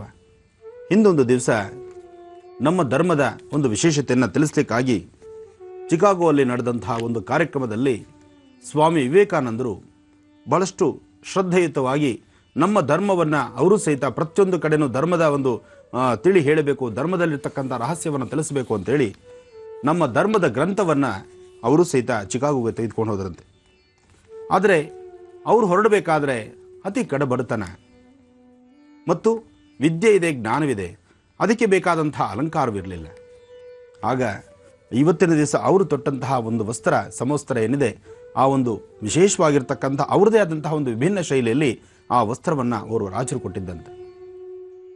ಅಂತಹ ವಸ್ತ್ರವನ್ನು ಧರಿಸಿ ಚಿಕಾಗೋನಲ್ಲಿ ನಡೆದಂತಹ ಆ ಧರ್ಮದ ಒಂದು ಜಾತ್ರೆ, ಆ ಅವರವರ ಧರ್ಮಗಳ ಬಗ್ಗೆ ತಿಳಿಸೋದಕ್ಕೆ ಒಂದು ಅವಕಾಶ ಇತ್ತಂತೆ. ಆಗ ನಮ್ಮ ಧರ್ಮದ ಒಂದು ವಿಶೇಷವಾಗಿರ್ತಕ್ಕಂತಹ ಗ್ರಂಥವನ್ನು ತೆಗೆದುಕೊಂಡು ಹೋದರೆ ಎಲ್ಲ ಅನ್ಯ ಭಾಷೆದರು, ಅನ್ಯ ಧರ್ಮಗಳವರು ಸಹಿತ ಅವರವರ ಗ್ರಂಥದ ಆಧಾರಯುತವಾಗಿರ್ತಕ್ಕಂಥ ಗ್ರಂಥಗಳನ್ನು ಎಲ್ಲರೂ ಆ ಒಂದು ವೇದಿಕೆಯಲ್ಲಿ ಇಟ್ಟಂತಹ ಕಾಲದಲ್ಲಿ ಪ್ರತಿಯೊಬ್ಬರೂ ಸಹಿತ ಅವರವರ ಬುದ್ಧಿವಂತಿಕೆಯಿಂದ ನಮ್ಮ ಗ್ರಂಥವನ್ನು ಪೂರ್ಣವಾಗಿ ತಳಭಾಗದಲ್ಲಿಟ್ಟು ಆ ತಳಭಾಗದಲ್ಲಿ ಅದರ ಮೇಲ್ಭಾಗದಲ್ಲಿ ಎಲ್ಲ ಗ್ರಂಥಗಳನ್ನು ಇಟ್ಟರಂತೆ. ಅಂದರೆ ಎಲ್ಲ ಧರ್ಮದ ಗ್ರಂಥಗಳು ನಮ್ಮ ಹಿಂದೂ ಧರ್ಮದ ಗ್ರಂಥದ ತಳಭಾಗ ಅಂತ ಹಿಂದೂ ಗ್ರಂಥವನ್ನು ತಳಭಾಗದಲ್ಲಿಟ್ಟು ಅದರ ಮೇಲ್ಭಾಗದಲ್ಲಿ ಗ್ರಂಥವನ್ನು ಇಟ್ಟರಂತೆ. ಎಲ್ಲ ಧರ್ಮದ ಮುಖಂಡರು ಒಬ್ಬೊಬ್ಬರಾಗೆ ಬಂದು ಚಿಕಾಗೋನಲ್ಲಿ ಅಲ್ಲಿ ನಡೆದಂಥ ಆಸ್ಥಾನದಲ್ಲಿ ಒಬ್ಬೊಬ್ಬರೇ ನಿಂತು ಎರಡೆರಡು ಮಾತಾಡ್ತಾ ಬಂದರು. ಸ್ವಾಮಿ ವಿವೇಕಾನಂದರ ಸರದಿ ಬಂತು. ನೋಡಿ, ಈ ವಿಚಾರವನ್ನು ಸ್ಪಷ್ಟತೆ ಹೆಂಗಿದೆ, ಎಷ್ಟು ವಿಶೇಷತೆ ಇದೆ, ಈ ಧರ್ಮದ ಮಹತ್ವ ಏನಿದೆ, ಈ ಧರ್ಮದಲ್ಲಿರ್ತಕ್ಕಂಥ ಶಕ್ತಿ ಏನಿದೆ ಅಂತಕ್ಕಂಥದ್ದನ್ನು ನಾವು ಅರ್ಥ ಮಾಡ್ಕೋಬೇಕು. ಚಿಕಾಗೋಲಿ ನಡೆದಂತಹ ಈ ಒಂದು ಸುಂದರವಾದ ಕಾರ್ಯಕ್ರಮದಲ್ಲಿ ನಮ್ಮ ಧರ್ಮದ ಅರಿವನ್ನು ಮೂಡಿಸ್ಲಿಕ್ಕಾಗಿ, ಧರ್ಮದಲ್ಲಿರ್ತಕ್ಕಂಥ ಒಳರಹಸ್ಯವನ್ನು ತಿಳಿಸ್ಲಿಕ್ಕಾಗಿ ಇಲ್ಲಿಂದ ಅಲ್ಲಿಗೆ ಹೊರಟಂತಹ ಮಹಾನ್ ಪುರುಷೋತ್ತಮ ಸ್ವಾಮಿ ವಿವೇಕಾನಂದರು ಇವರ ಸರದಿ ಬಂದಾಗ ಎದ್ದು ನಿಂತು ಅವರಲ್ಲಿರ್ತಕ್ಕಂತಹ ರಾಜಗಾಂಭೀರ್ಯದಿಂದ ತಮ್ಮ ಸ್ವರತರಂಗಗಳಿಂದ ಅಕ್ಕಂದಿರೇ ಅಣ್ಣಂದಿರೇ ಅಂದರೆ ಅಕ್ಕ ತಂಗಿಯರೇ ಅಂತ ಹೇಳ್ತಕ್ಕಂತಹ ದಾಷ್ಟಿಕವಾದಂತಹ ವಿಶೇಷವಾದಂತಹ ನುಡಿಮುತ್ತುಗಳು ಎಲ್ಲರನ್ನೂ ಸಹಿತ ಉದ್ರೇಕಪಡಿಸ್ತು, ಎಲ್ಲರ ಮನಸ್ಸಲ್ಲೊಂದು ಆಹ್ಲಾದ ಆನಂದ ಪಡಿಸ್ತು. ಇವತ್ತಿನ ದಿವಸ ಭಾಷಣಗಳಲ್ಲಿ ಹೇಳ್ಬೋದು ಅಕ್ಕ ತಂಗಿಯರೇ ಅಣ್ಣ ತಮ್ಮಂದಿರೇ ಅಂತ, ಆದರೆ ಅವತ್ತಿನ ಅವರ ನುಡಿಮುತ್ತುಗಳಲ್ಲಿ ಬಂದಂತಹ ವಿಶೇಷವಾದಂತಹ ಸ್ವರತರಂಗದಲ್ಲಿ ಬಂದಂತಹ ಆ ಮಾತಿತ್ತಲ್ಲ, ಅದು ಪ್ರತಿಯೊಬ್ಬರನ್ನು ಸಹಿತ ಬೆಚ್ಚಿ ಬೆರಗಾಗಿಸುವಂಥ ರೀತಿಯಲ್ಲಿತ್ತು. ಅದಾದ ನಂತರ ಒಂದು ಮಾತು ಹೇಳಿದರು ಅವರು, ಎಲ್ಲ ಗ್ರಂಥಗಳನ್ನು, ಎಲ್ಲ ಧರ್ಮದ ಗ್ರಂಥಗಳನ್ನು ನನ್ನ ಗ್ರಂಥದ ಮೇಲ್ಭಾಗದಲ್ಲಿಟ್ಟಿದ್ದಾರೆ, ಆದರೆ ಒಂದು ವಿಚಾರ ಸ್ಪಷ್ಟತೆಯಿಂದ ಹೇಳಬಹುದು, ಮೂಲತಃ ಸೃಷ್ಟಿ ಸ್ಥಿತಿ ಲಯ ಅಂತ ನಾವೇನು ಹೇಳ್ತಿದ್ದೀವಿ, ಸೃಷ್ಟಿಯಾದಂತಹ ಮೊದಲನೇ ಒಂದು ಧರ್ಮನೇ ಹಿಂದೂ ಧರ್ಮ. ಆ ಹಿಂದೂ ಧರ್ಮದ ಮೇಲ್ಭಾಗದಲ್ಲಿರ್ತಕ್ಕಂಥದ್ದು ಈ ಅನ್ಯ ಧರ್ಮಗಳು, ಈ ಎಲ್ಲ ಧರ್ಮಗಳು ಈ ಆಧಾರದ ಮೇಲಿದೆ. ಅದಕ್ಕಾಗಿ ನಮ್ಮ ಹಿಂದೂ ಧರ್ಮದ ಗ್ರಂಥ ತಳಭಾಗದಲ್ಲಿದ್ದು ಅದರೆಲ್ಲವನ್ನು ಸಹಿತ ಹೊತ್ತು ನಿಂತುಕೊಂಡಿದೆ ಎಂದರು. ನಮ್ಮ ಹಿಂದೂ ಧರ್ಮದ ಗ್ರಂಥ ಅನ್ಯ ಧರ್ಮಗಳು, ಬೇರೆ ಧರ್ಮಗಳ ಗ್ರಂಥಗಳೆಲ್ಲವನ್ನು ಸಹಿತ ಮೇಲಿಟ್ಟುಕೊಂಡಿದ್ದಾರೆ. ಹಿಂದೂ ಧರ್ಮ ತಳಭಾಗದಲ್ಲಿದೆ, ಅದರ ಮೇಲೆಗೆ ಅಷ್ಟು ಧರ್ಮಗಳ ಗ್ರಂಥಗಳು ಇಲ್ಲಿದೆ. ಅಂದರೆ ಎಲ್ಲ ಧರ್ಮಗಳನ್ನು ಹೊರುವ ಶಕ್ತಿ ನಮ್ಮ ಹಿಂದೂ ಧರ್ಮಕ್ಕಿದೆ. ಇಂತಹ ವಿಶೇಷವಾದ ಮಾತದು. ಗುರುಜಿ, ಎಲ್ಲರೂ ಕೇಳುವಂತಹ ಪ್ರಶ್ನೆಗಳಿಗೆ ಅವರು ಮಂತ್ರಮುಗ್ಧರಾಗಬೇಕು ಅಂತಹ ಉತ್ತರಗಳನ್ನು ಕೂಡ ನೀಡ್ತಿದ್ರಂತೆ ಅಂತ ನಾವು ದಿವ್ಯವಾಣಿ ಎನ್ನುವಂತಹ ಪುಸ್ತಕದಲ್ಲಿ ಓದಿದ್ದೇವೆ. ಬಹುಶಃ ಎಲ್ಲರೂ ಓದಲೇಬೇಕಾಗಿರುವಂತಹ ಪುಸ್ತಕವದು. ಅದರಲ್ಲಿ ಒಂದು ಮಾತನ್ನು ಇಲ್ಲಿ ನೆನಪಿಸ್ಕೊಳ್ಳೋಕೆ ಇಷ್ಟಪಡ್ತೀನಿ ಗುರುಜಿ. ಕೆಲವರೆಲ್ಲ ಹೇಳ್ತಾರಲ್ವಾ, ಮೂರ್ತಿ ಪೂಜೆ ಏನಿದೆ, ಮೂರ್ತಿ ಪೂಜೆಯಲ್ಲಿ ಮೂರ್ತಿ ಪೂಜೆ ಯಾಕೆ ಮಾಡಬೇಕು ಅಂತ ಮಾತಾಡೋರಿಗೆ ಒಮ್ಮೆ ವಿವೇಕಾನಂದರು ಹೀಗೆ ಅವರು ಭಾರತದಾದ್ಯಂತ ಪ್ರವಾಸವನ್ನು ಮಾಡಿದ್ರಂತಲ್ವಾ. ಆಗ ಒಬ್ಬರು ದಿವಾನರ ಮನೆಗೆ ಹೋಗಿದ್ರಂತೆ. ಅವ್ರು ಎಲ್ಲೇ ಹೋದರೂ ಕೂಡ ಜನ ಕಿಕ್ಕಿರಿದು ಬರ್ತಿದ್ರಂತೆ. ಮಹಾನ್ ಸಂತ ಅಂತೆ, ಅವ್ರದ್ದು ಬಹಳ ಒಳ್ಳೆಯ ವಾಗ್ಮಿ ಅಂತೆ ಅಂತ ಅವ್ರ ಮಾತು ಕೇಳೋದಕ್ಕೆ ಬರ್ತಿದ್ರಂತೆ. ಆಗ ಸ್ವತಃ ಅವ್ರ ಮಹಾರಾಜರೇ ಆ ದಿವಾನರ ಮನೆಗೆ ಬಂದಿದ್ರಂತೆ. ಆ ಮಹಾರಾಜರು ಮೂರ್ತಿ ಪೂಜೆಯನ್ನು ಧಿಕ್ಕರಿಸುವಂತಹ ಮನೋಭಾವದವರು. ಅವಾಗ ಹೇಳಿದ್ರಂತೆ ವಿವೇಕಾನಂದರಿಗೆ, ಏನದು ಮೂರ್ತಿ ಪೂಜೆ, ಯಾಕೆ ಮೂರ್ತಿ ಪೂಜೆ ಮಾಡಬೇಕು ಅಂತ ಹೇಳಿದಾಗ ಅವರೊಂದು ಚಿಕ್ಕ ಉದಾಹರಣೆ ಕೊಟ್ರಂತೆ. ಅಲ್ಲಿ ಮಹಾರಾಜರ ಒಂದು ಫೋಟೋ ಹಾಕಲಾಗಿತ್ತಂತೆ. ಆ ದಿವಾನ್ರಿಗೆ ಹೇಳಿದ್ರಂತೆ, ಆ ಫೋಟೋಗೆ ಉಗಿರಿ ಅಂತ. ಅಯ್ಯೋ ಖಂಡಿತ ಇಲ್ಲ, ಪ್ರಭುಗಳದ್ದು. ಪ್ರಭುಗಳು ಇಲ್ಲಿದ್ದಾರೆ, ಆದರೆ ಇದು ಅವ್ರದ್ದು ಭಾವಚಿತ್ರ ಅಷ್ಟೇ ಅಲ್ವಾ, ಪರವಾಗಿಲ್ಲ ಅಂತ. ಅದಕ್ಕೆ ಅವ್ರು ಇಲ್ಲ ಹಾಗಾಗಲ್ಲ ಅಂದಾಗ ಗೊತ್ತಾಯ್ತಾ, ಅದು ಭಗವಂತನ ನೆನಪನ್ನ ತರಿಸುತ್ತೆ. ಹಾಗಾಗಿ ಮೂರ್ತಿ ಪೂಜೆ ಕೂಡ ಬಹಳ ಮುಖ್ಯ ಪಾತ್ರ ವಹಿಸುತ್ತೆ ಅಂತ ಹೇಳಿದ್ರಂತೆ. ಹೊಟ್ಟೆ ನೋವು ಹಾಗೂ ಅಜೀರ್ಣ ಸಮಸ್ಯೆಗಳಿಗೆ ರಾಮಬಾಣ ಅಮೃತ ಬಿಂದು. ನಮ್ಮ ಅಗರಬತ್ತಿ ಪಾರ್ಟ್ನರ್ ಮೋಕ್ಷ ಅಗರಬತ್ತಿಗಳು. ಗುರುಜಿ, ವಿಶ್ವ ಕಂಡಂತಹ ಮಹಾನ್ ಸಂತನನ್ನ ಸ್ಮರಿಸ್ತಾ ಇದ್ವಿ. ಈಗ ದರ್ಪಣಾಂಜನ ದರ್ಶನವನ್ನ ಮಾಡೋಣವಾ? ಖಂಡಿತ. ಓಂ ತ್ರಂಬಕಂ ಯಜಾಮಹೇ ಸುಗಂಧಿಂ ಪುಷ್ಟಿವರ್ಧನಂ ಪೂರ್ವಾರ್ಗಂಧನಾ ಮೃತ್ಯೋನ್ಮೃಕ್ಷೀಮಾಮೃತಾತ್. ಓಂ ತ್ರ್ಯಂಬಕೇಶ್ವರಾಯ ನಮಃ. ಓಂ ವಿಶ್ವಂಬರಾಯ ನಮಃ. ಓಂ ವಿಶ್ವಚಕ್ಷುಷೇ ನಮಃ. ಓಂ ವಿಶ್ವದಾತ್ರೀ ನಮಃ. ಓಂ ಮಹಾಮೂರ್ತೈ ನಮಃ. ಓಂ ಸರ್ವಾಪರಾಧರಕ್ಷಿಣೀ ನಮಃ. ಓಂ ಮಹಾರೂಪಾಯ ನಮಃ. ಓಂ ಕಾಲಾತೀತಾಯ ನಮಃ. ಓಂ ಗುಣಾತೀತಾಯ ನಮಃ. ಓಂ ನಿರಂಜನಾಯ ನಮಃ. ಓಂ ವಿಶ್ವಂಬರಾಯ ನಮಃ. ಓಂ ವಿಶ್ವಶ್ರೇಷ್ಠಾಯ ನಮಃ. ಓಂ ಗದಿನೀ ನಮಃ. ಓಂ ಮಂತ್ರಾಯ ನಮಃ. ಓಂ ಯಂತ್ರೋದ್ಧಾರಕಾಯ ನಮಃ. ಓಂ ಚಕ್ರಿಣೀ ನಮಃ. ಓಂ ಸರಸಜಾಕ್ಷಾಯ ನಮಃ. ಸಾಂಬ ಸದಾಶಿವನ ಪ್ರಾರ್ಥನೆ ಮಾಡ್ತಾ ಹರಿಹರ ಪುತ್ರ ಅಯ್ಯಪ್ಪ ಸ್ವಾಮಿಯ ವಿಶೇಷವಾದಂತಹ ಅನುಷ್ಠಾನಗಳನ್ನು ನಮ್ಮ ಕಾರ್ಯಕ್ರಮದಲ್ಲೂ ಸಹಿತ ನಾವು ಅಚ್ಚುಕಟ್ಟಾಗಿ ನಿರ್ವಹಿಸಿ ಮಾಡೋಣ.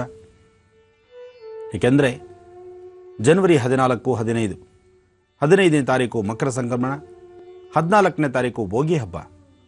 ಆದರೆ 14ನೇ ತಾರೀಕು ಪ್ರತಿ ವರ್ಷ 14ನೇ ತಾರೀಕೆ ಶಬರಿಮಲೆ ಸ್ವಾಮಿ ಅಯ್ಯಪ್ಪನ ವಿಶೇಷವಾದಂತಹ ದಿನ.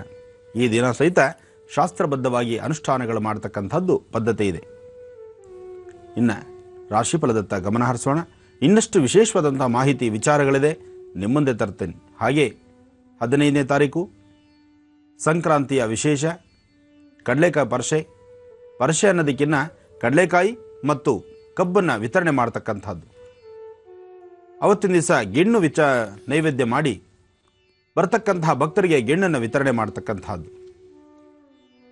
ನೈಸ್ ಸರ್ಕಲ್ ಹತ್ರ ನಡೀತಕ್ಕಂಥ ಈ ಒಂದು ವೈಭವಪೂರಿತವಾದಂಥ ಅನುಷ್ಠಾನಕ್ಕೆ ತಮ್ಮೆಲ್ಲರಿಗೂ ಆಧಾರದ ಸ್ವಾಗತ. ನನ್ನ ಆತ್ಮೀಯರಾದಂತಹ ರುದ್ರೇಶ್ ಅವರು ಈ ಒಂದು ಕಾರ್ಯಕ್ರಮವನ್ನು ಬಹಳಷ್ಟು ಅಚ್ಚುಕಟ್ಟಾಗಿ ಸುಮಾರು ವರ್ಷಗಳಿಂದ ನಡೆಸ್ಕೊಂಡು ಬಂದಿದ್ದಾರೆ. ಈ ವರ್ಷ ಗೋಮಾತೆಯ ಅನುಷ್ಠಾನವನ್ನು ನಾವು ಮಾಡೋಣ. ನಮ್ಮೊಂದಿಗೆ ನೀವೆಲ್ಲರೂ ಬನ್ನಿ.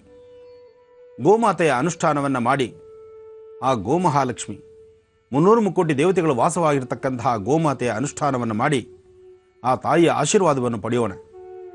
ಆ ತಾಯಿಯ ಹಾಲು ಕುಡಿದು ಅದರ ಋಣವನ್ನು ಹರಿಸ್ಕೊಳ್ಳೋದಕ್ಕೆ ಇಂತಹ ಒಂದು ಸದಾವಕಾಶ ನಮಗಿದೆ.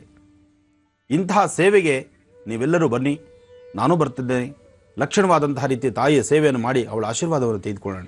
ಗುರುಜಿ, ಈಗ ರಾಶಿಗಳ ಕುರಿತಾಗಿ ತಿಳಿಸ್ಕೊಡ್ತೀರಾ? ಖಂಡಿತಮ್ಮ. ಇನ್ನು ಆದಿತ್ಯಾದಿ ನವಗ್ರಹಗಳನ್ನು ಪ್ರಾರ್ಥನೆ ಮಾಡ್ತಾ ಇವತ್ತಿನ ರಾಶಿಫಲವನ್ನು ತಿಳ್ಕೊಳ್ಳೋಣ.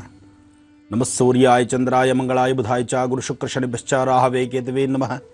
ಮೃತ್ಯುಂಜಯಾಯ ರುದ್ರಾಯ ನೀಲಕಂಠಾಯ ಶಂಭುವೇ ಅಮೃತೇಶಾಯ ಸರ್ವಾಯ ಮಹಾದೇವಾಯ ತೇ ನಮಃ. ಓಂ ನಮಃ ಸೂರ್ಯಾಯ ಚಂದ್ರಾಯ ಮಂಗಳಾಯ ಬುಧಾಯ ಚ ಗುರು ಶುಕ್ರ ಶನಿಭ್ಯಶ್ಚ ರಾಹವೇ ಕೇತವೇ ನಮಃ. ಯಾಕೆ 2ನೇ ಬಾರಿ ನಾನು ಹೇಳಿದೆ? ನನ್ನೊಂದಿಗೆ ನೀವು ಹೇಳಬೇಕು. ನೀವು ಸಹಿತ ನಿಮ್ಮ ರಾಶಿಫಲಗಳನ್ನು ತಿಳ್ಕೊಳ್ಳೋದಕ್ಕೂ ಮುನ್ನ ಒಮ್ಮೆ ನವಗ್ರಹ ಪ್ರಾರ್ಥನೆ ಮಾಡೋದರಲ್ಲಿ ತಪ್ಪಿಲ್ಲ. ನವಗ್ರಹ ಪ್ರಾರ್ಥನೆ ಮಾಡಲೇಬೇಕು. ನವಗ್ರಹ ಪ್ರಾರ್ಥನೆ ಮಾಡಿ ನಿಮ್ಮ ರಾಶಿ ಯಾವುದಿದ್ದರೂ, ಯಾವ ರಾಶಿಯ ಫಲವನ್ನು ಹೇಗೆ ನೀವು ತಿಳ್ಕೊಳ್ಬೇಕಾದ್ರೂ ಒಮ್ಮೆ ನವಗ್ರಹ ಪ್ರಾರ್ಥನೆ ಮಾಡೋದ್ರಿಂದ ಜನ್ಮದಾರಭ್ಯ ಇರ್ತಕ್ಕಂಥ ಅವತ್ತಿನ ಕರ್ಮಫಲಗಳಲ್ಲಿ ಏನೇನಿದೆ ಅದು ಖಂಡಿತ ನಮಗೆ ದೂರ ಆಗುತ್ತೆ. ಜೊತೆಗೆ ನಾವು ಸಾಧ್ಯವಾದಷ್ಟು ಶ್ರದ್ಧೆ ಭಕ್ತಿಯಿಂದ ಒಂದು ಅಗೋಚರವಾಗಿರ್ತಕ್ಕಂಥ ಶಕ್ತಿ ಇದೆ ಅನ್ನೋದನ್ನು ನಾವು ನಂಬಲೇಬೇಕು. ಯಾಕೆಂದರೆ ಸ್ವಾಮಿ ವಿವೇಕಾನಂದರು ನಮ್ಮ ಧರ್ಮದ ಗ್ರಂಥವನ್ನು ತಳಭಾಗದಲ್ಲಿಟ್ಟು ಬೇರೆ ಬೇರೆ ಅನ್ಯ ಧರ್ಮಗಳ ಗ್ರಂಥವನ್ನೆಲ್ಲವನ್ನೂ ಸಹಿತ ಮೇಲಿಟ್ಟಾಗೂ ಸಹಿತ ಆಡಿದಂತಹ ಮಾತಿದು. ಎಲ್ಲ ಧರ್ಮಗಳನ್ನು ಹೊತ್ತು ನಿಲ್ಲೋ ಶಕ್ತಿ ಹಿಂದೂ ಧರ್ಮಕ್ಕಿದೆ ಅಂಥೇಳಿ ಬಹಳ ಎದೆ ತಟ್ಟಿ ಹೇಳಿದ್ರು. ಅದೇ ತರಹ ನಡೆಯುತ್ತೆ ಸಹಿತ, ಅದೇ ಥರ ಇರ್ತಕ್ಕಂಥದ್ದು ಸಹಿತ. ಮೂಲ ವೃಕ್ಷದ ಮೂಲ ಬೇರೆ ಇರ್ತಕ್ಕಂಥದ್ದೇ ಹಿಂದೂ ಧರ್ಮ. ಎಷ್ಟು ವಿಶೇಷವಾಗಿದೆ ನೋಡಿ. ಇಂದಿನಿಂದ ಸಾಕಷ್ಟು ವಿಶೇಷತೆಗಳಿರ್ತಕ್ಕಂಥದ್ದು. ಹೀಗೆ ಸ್ವಾಮಿ ವಿವೇಕಾನಂದರು ಒಮ್ಮೆ ಒಂದು ಕನ್ಯಾಕುಮಾರಿಯ ಅಲ್ಲಿರ್ತಕ್ಕಂಥ ಒಂದು ದಡದಲ್ಲಿ ಕೂತಿದ್ದಾಗ ಓರ್ವ ವ್ಯಕ್ತಿ ಮುಂದೆ ಬಂದಂತೆ. ಮುಂದೆ ಬಂದು ಆತ ತನ್ನ ಶ್ರದ್ಧೆಯಿಂದ ಭಕ್ತಿಯಿಂದ ಆತ ಆಡಿದಂತಹ ಮಾತು ಹೇಗಿತ್ತು ಅಂದರೆ, ಸ್ವಾಮಿ ಭಗವಂತ ನನಗೆ ಎಲ್ಲವನ್ನು ಕೊಟ್ಟಿದ್ದಾನೆ, ಆದರೆ ಇನ್ನಷ್ಟು ನನಗೆ ನೆಮ್ಮದಿ ಬೇಕು, ಇಲ್ಲಿವರೆಗೂ ಸಾಕಷ್ಟು ಶ್ರಮ ವಹಿಸಿದ್ದೇನೆ, ಸಾಕಷ್ಟು ಕಷ್ಟ ಬಿದ್ದಿದ್ದೇನೆ. ನನ್ನ ಕಷ್ಟದ ಅರಿವು ನನಗೆ ಗೊತ್ತು, ನಾನು ಕಷ್ಟ ಬಿದ್ದಿದ್ದೇನೆ. ಇನ್ನು ನನ್ನ ಕೈಲಿ ಕಷ್ಟ ಬೀಳಕ್ಕಾಗಲ್ಲ. ಆದರೆ ನನ್ನ ಸುಖ, ಸಂತೋಷ, ನೆಮ್ಮದಿ ಬೇಕು, ಎಲ್ಲವೂ ನನಗೆ ಬೇಕು ಸ್ವಾಮೀಜಿ. ಇದಕ್ಕೆ ತಾನೇನು ಮಾಡಬೇಕು ಹೇಳಿ? ಆಗ ಸ್ವಾಮಿ ವಿವೇಕಾನಂದರು ಹೇಳ್ತಾರಂತೆ, ನೀನು ಕೇಳಿದ ಪ್ರಶ್ನೆಯನ್ನು ಮತ್ತೊಮ್ಮೆ ಕೇಳು. ನನಗೆ ಸುಖ ಬೇಕು, ನನಗೆ ನೆಮ್ಮದಿ ಬೇಕು, ನನಗೆ ಸಂತೋಷ ಬೇಕು. ನನಗೆ ಬೇಕಾಗಿರ್ತಕ್ಕಂಥದ್ದು ನನ್ನ ಸಿಕ್ಕಿದ್ರೆ ನನಗೆ ಸಾಕು ಸ್ವಾಮಿ. ಆಗ ಸ್ವಾಮಿ ವಿವೇಕಾನಂದರು ಹೇಳ್ತಾರಂತೆ, ಈ ನನಗೆ ಅಂತಕ್ಕಂಥದ್ದನ್ನು ನಾನು ಬಿಟ್ಟಿದ್ದೆ ಆದರೆ ಬಂದಿದ್ದೆಲ್ಲ ನಿನಗೆ ಲಾಭನೇ. ಯಾಕೆಂದರೆ ನನಗೆ ಅಂತ ಹೇಳಬೇಕಾದ್ರೆ ನಿನಗೆ ಅಂತ ನೀನು ತಂದಿದ್ದೇನೂ ಇಲ್ಲ. ನೀನು ತಾಯಿ ಗರ್ಭದಿಂದ ಹೊರಬಂದಾಗ ಬರಿಗೈಲಿ ಬಂದವನು. ಇಲ್ಲಿ ನೀನು ಸಂಪಾದನೆ ಮಾಡಿ ಇಷ್ಟೆಲ್ಲ ನಿನಗೆ ಭಗವಂತ ಕೊಟ್ಟಿದ್ದಾರೆ ಅಂದರೆ ಅದೆಲ್ಲ ಆತ ಕೊಟ್ಟ ಭಿಕ್ಷೆ. ಅಲ್ಲಿಗೆ ಪುನಃ ನನಗೆ ಅಂತ ನೀನು ಹೇಳ್ಕೊಳ್ಳಿಕ್ಕೆ, ನಿನಗೆ ಅಂತ ಕೊಟ್ಟಿದ್ದನ್ನು ಏನಾದ್ರು ತೊಗೊಂಡೋಗ್ಲಿಕ್ಕೆ ಆಗುತ್ತಾ ನಿನ್ನ ಕೈಲಿ? ನಿನಗೆ ಅಂತ ಕೊಟ್ಟಿದ್ದನ್ನು ನೀನು ತೆಗೆದುಕೊಂಡು ಹೋಗೋದೇ ಆದರೆ ಇಲ್ಲಿವರೆಗೂ ನೀನು ಮಾಡಿಟ್ಟಿರ್ತಕ್ಕಂಥದ್ದನ್ನೆಲ್ಲ ಬೇಗ ಶೇಖರಣೆ ಮಾಡ್ಕೊ. ಯಾಕೆಂದರೆ ನೀನು ಕಡೆ ಯಾತ್ರೆ ಕಾಲದಲ್ಲಿ ಇದನ್ನೆಲ್ಲ ನೀನು ತೆಗೆದುಕೊಂಡು ಹೋಗಬೇಕು. ಆಗುತ್ತಾ ನಿನ್ನ ಕೈಲಿ? ಅಥವಾ ಹಿಂದೆ ಯಾರಾದರೂ ತೆಗೆದುಕೊಂಡು ಹೋಗಿರೋದು ನೋಡಿದ್ಯಾ? ಇಂತಹ ಒಂದು ವಿಶೇಷವಾಗಿರ್ತಕ್ಕಂತಹ ನುಡಿಮುತ್ತುಗಳನ್ನು ಹೇಳಿದಾಗ ನನಗೆ ನನಗೆ ನನಗೆ ಅಂತ ಹೇಳಿ ಆತ ಕೇಳಿದ್ನಲ್ಲ 3 ಪ್ರಶ್ನೆಗಳನ್ನು, ಆ ನನಗೆ ಅಂತಕ್ಕಂಥ ಪದದ ಅರ್ಥ ಆಗ ಆತನಿಗೆ ಅರ್ಥ ಆಯಿತು. ಯಾರು ನಾನು, ನಂದು, ನನಗೆ, ನನ್ನಿಂದ, ನಾನೇ ಮಾಡಿದ್ರಾಗ್ತಕ್ಕಂಥದ್ದು, ಅಥವಾ ನಾನೇ ಪ್ರಪಂಚದಲ್ಲಿ ದೊಡ್ಡವನು, ಅಥವಾ ನಾನು ಅಂತಕ್ಕಂತಹ ಆ ಮದದ ಒಂದು ದುರಹಂಕಾರದ ಮಾತುಗಳೇನಿರುತ್ತೆ, ಅದನ್ನು ಯಾರು ನಾನು ಅಂತ ಹೇಳ್ತಿರ್ತಾನೆ ಆ ವ್ಯಕ್ತಿ ಯಾವತ್ತೂ ತೃಪ್ತಿಕರನಾಗೋದಿಲ್ಲ. ಆತ ತನ್ನ ಜೀವನದಲ್ಲಿ ತೃಪ್ತಿಯಾದಂತಹ ಬದುಕನ್ನು ಕಾಣಲಿಕ್ಕಾಗೋದಿಲ್ಲ. ನಾನು ಅನ್ನೋದನ್ನು ಬಿಟ್ಟು ಸಾರ್ವತ್ರಿಕವಾಗಿ ಎಲ್ಲರೂ ಅಂತ ಹೇಳಿ ನಾವು ಏನು ಅಂದ್ಕೊಳ್ತೀವಿ ಅಲ್ಲಿ ಸುಖ ಸಂತೋಷ ಸಿಗುತ್ತೆ. ನಾವೆಲ್ಲರೂ ಚೆನ್ನಾಗಿರಬೇಕು ಅಂದ್ಕೊಂಡ್ರೆ ಖಂಡಿತ ನಮ್ಮಲ್ಲಿರ್ತಕ್ಕಂಥದ್ದನ್ನು ಮತ್ತೊಬ್ಬರಲ್ಲ ಒಂದು ಸಿಹಿಯಾದಂಥ ಒಳ್ಳೆ ಮಾತನ್ನು ಆಡ್ತಾ ಇನ್ನೊಬ್ಬರ ಕಷ್ಟಕ್ಕೆ ನಾವು ಸ್ಪಂದಿಸ್ತಾ ಆ ಕಾಲದಲ್ಲಿ ನಾವು ಇರ್ತಕ್ಕಂಥ ರೀತಿ ಇದೆಯಲ್ಲ ಅದು ಬಹಳ ವಿಶೇಷ. ಹಾಗಾಗಿ ಒಳ್ಳೆಯ ಮನಸ್ಥಿತಿ ನಮಗಿರಬೇಕು, ಒಳ್ಳೆಯದನ್ನು ಆಲೋಚನೆ ಮಾಡಬೇಕು. ಇನ್ನೊಬ್ಬರ ಕಷ್ಟನ ಅರ್ಥ ಮಾಡಿ ಆ ಕಷ್ಟಕ್ಕೆ ಒಂದಿಷ್ಟು ಪರಿಹಾರವನ್ನು ಕೊಡುವಂತಹ ಒಂದು ಮನಸ್ಥಿತಿ ನಮ್ಮದಾದರೆ ನಾವು ಮೇಲ್ಗೈಯಲ್ಲಿರ್ತೀವಿ. ಜೊತೆಗೆ ಆಗ ನಮಗೆ ಮತ್ತಷ್ಟು ಅನುಕೂಲ ಆಗುತ್ತೆ. ಭೂಮಿಯಲ್ಲಿ ನೀರು ಎಷ್ಟು ಆಳವಾಗಿ ಹೋದರೂ ಸಹಿತ ನಾವು ತೆಗೆದಷ್ಟು ನೀರು ಬರ್ತಾ ಇರತ್ತೆ. ಕಾರಣ ಆ ಜಲರೇಖೆ ಇರೋದೇ ಹಾಗೆ. ಆ ಜಲರೇಖೆ ಯಾವ ಕಡೆಯಿಂದ ಬಂದಿದೆ ಅಂತ ಇವತ್ತಿಗೂ ಯಾರಿಗೂ ಗೊತ್ತಿಲ್ಲ ಮರ್ಮ. ನಾವು ಬೋರ್ವೆಲ್ ಹಾಕ್ತೀವಿ, ಬೋರ್ ಕೊರಿತೀವಿ, ಕೊರೆದಾದ ನಂತರ ನೀರು ಬರುತ್ತೆ, ಮೋಟ್ರ್ ಹಾಕ್ತೀವಿ, ವರ್ಷದ 365 ದಿವಸ ನೀರು ನಿರಂತರ ಬರ್ತಾನೆ ಇರುತ್ತೆ. ಆ ಜಲರೇಖೆ ಎಲ್ಲಿಂದ ಬಂತು ಅಂತ ಯಾರಿಗೂ ಗೊತ್ತಿಲ್ಲ. ಅದೇ ಒಂದು ಬೋರ್ನ 1000-2000 ಅಡಿ ಹಾಕಿದ್ರೂ ಸಹಿತ ಒಬ್ಬೊಬ್ಬರು ಪುಣ್ಯಾತ್ಮನ ನೀರು ಬರೋದಿಲ್ಲ, ಅಲ್ಲಿ ಜಲರೇಖೆನೇ ಇರೋದಿಲ್ಲ. ಹಾಗೆ ಅದೃಷ್ಟ ದುರಾದೃಷ್ಟಗಳು ಹೇಗೆ ಬರುತ್ತೋ ಗೊತ್ತಿರೋದಿಲ್ಲ. ಅಂತಹ ಒಂದು ಮಹನೀಯರ ಒಂದು ಜಯಂತಿ ಉತ್ಸವ ಇವತ್ತಿನ ದಿವಸ. ಹಾಗೆ ನಾವು ತಿಳ್ಕೊಳ್ಬೇಕಾದ್ದು ಸಾಕಷ್ಟಿದೆ. ನಾವು ತಿಳ್ಕೊಂಡು 4 ಜನಕ್ಕೆ ತಿಳಿ ಹೇಳಬೇಕಾದ್ದು ಮತ್ತಷ್ಟು ಇದೆ. ವಿದ್ವಾನ್ ಸರ್ವತ್ರ ಪೂಜ್ಯತೆ. ಅಂತಹ ಬಾಲ್ಯದಲ್ಲಿ ಅಷ್ಟು ವಿದ್ಯಾವಂತನಾಗಿ ಅಷ್ಟೊಂದು ಜ್ಞಾನವಂತನಾಗಿ ಒಂದು ರಾಜ್ಯವನ್ನು, ಒಂದು ಹಿಂದುತ್ವವನ್ನು, ಅದರಲ್ಲೂ ಹಿಂದುತ್ವ ಅನ್ನೋದನ್ನ ಸಪ್ರೇಟ್ ಆಗಿಟ್ಟರೂ ಸಹಿತ ಒಂದು ಧರ್ಮದಡೆ ನಡೀತಕ್ಕಂಥ ಒಂದು ಜೀವನದ ಮೌಲ್ಯಗಳ ಬಗ್ಗೆ ಅರಿವನ್ನು ತಿಳಿಸ್ತಕ್ಕಂಥ ಒಬ್ಬ ಮಹನೀಯ ಅಂದರೆ ಅದು ತಪ್ಪಾಗಲಾರದು. ಬಾಲ್ಯದಲ್ಲೇ ಆತ ಒಬ್ಬ ಮಹಾಸಂತನಾದಂಥವನು. ಇಲ್ಲಿ ಇನ್ನು ರಾಶಿಫಲದತ್ತ ಬರೋಣ. ಮೊದಲನೇದಾಗಿ ಮೇಷರಾಶಿ.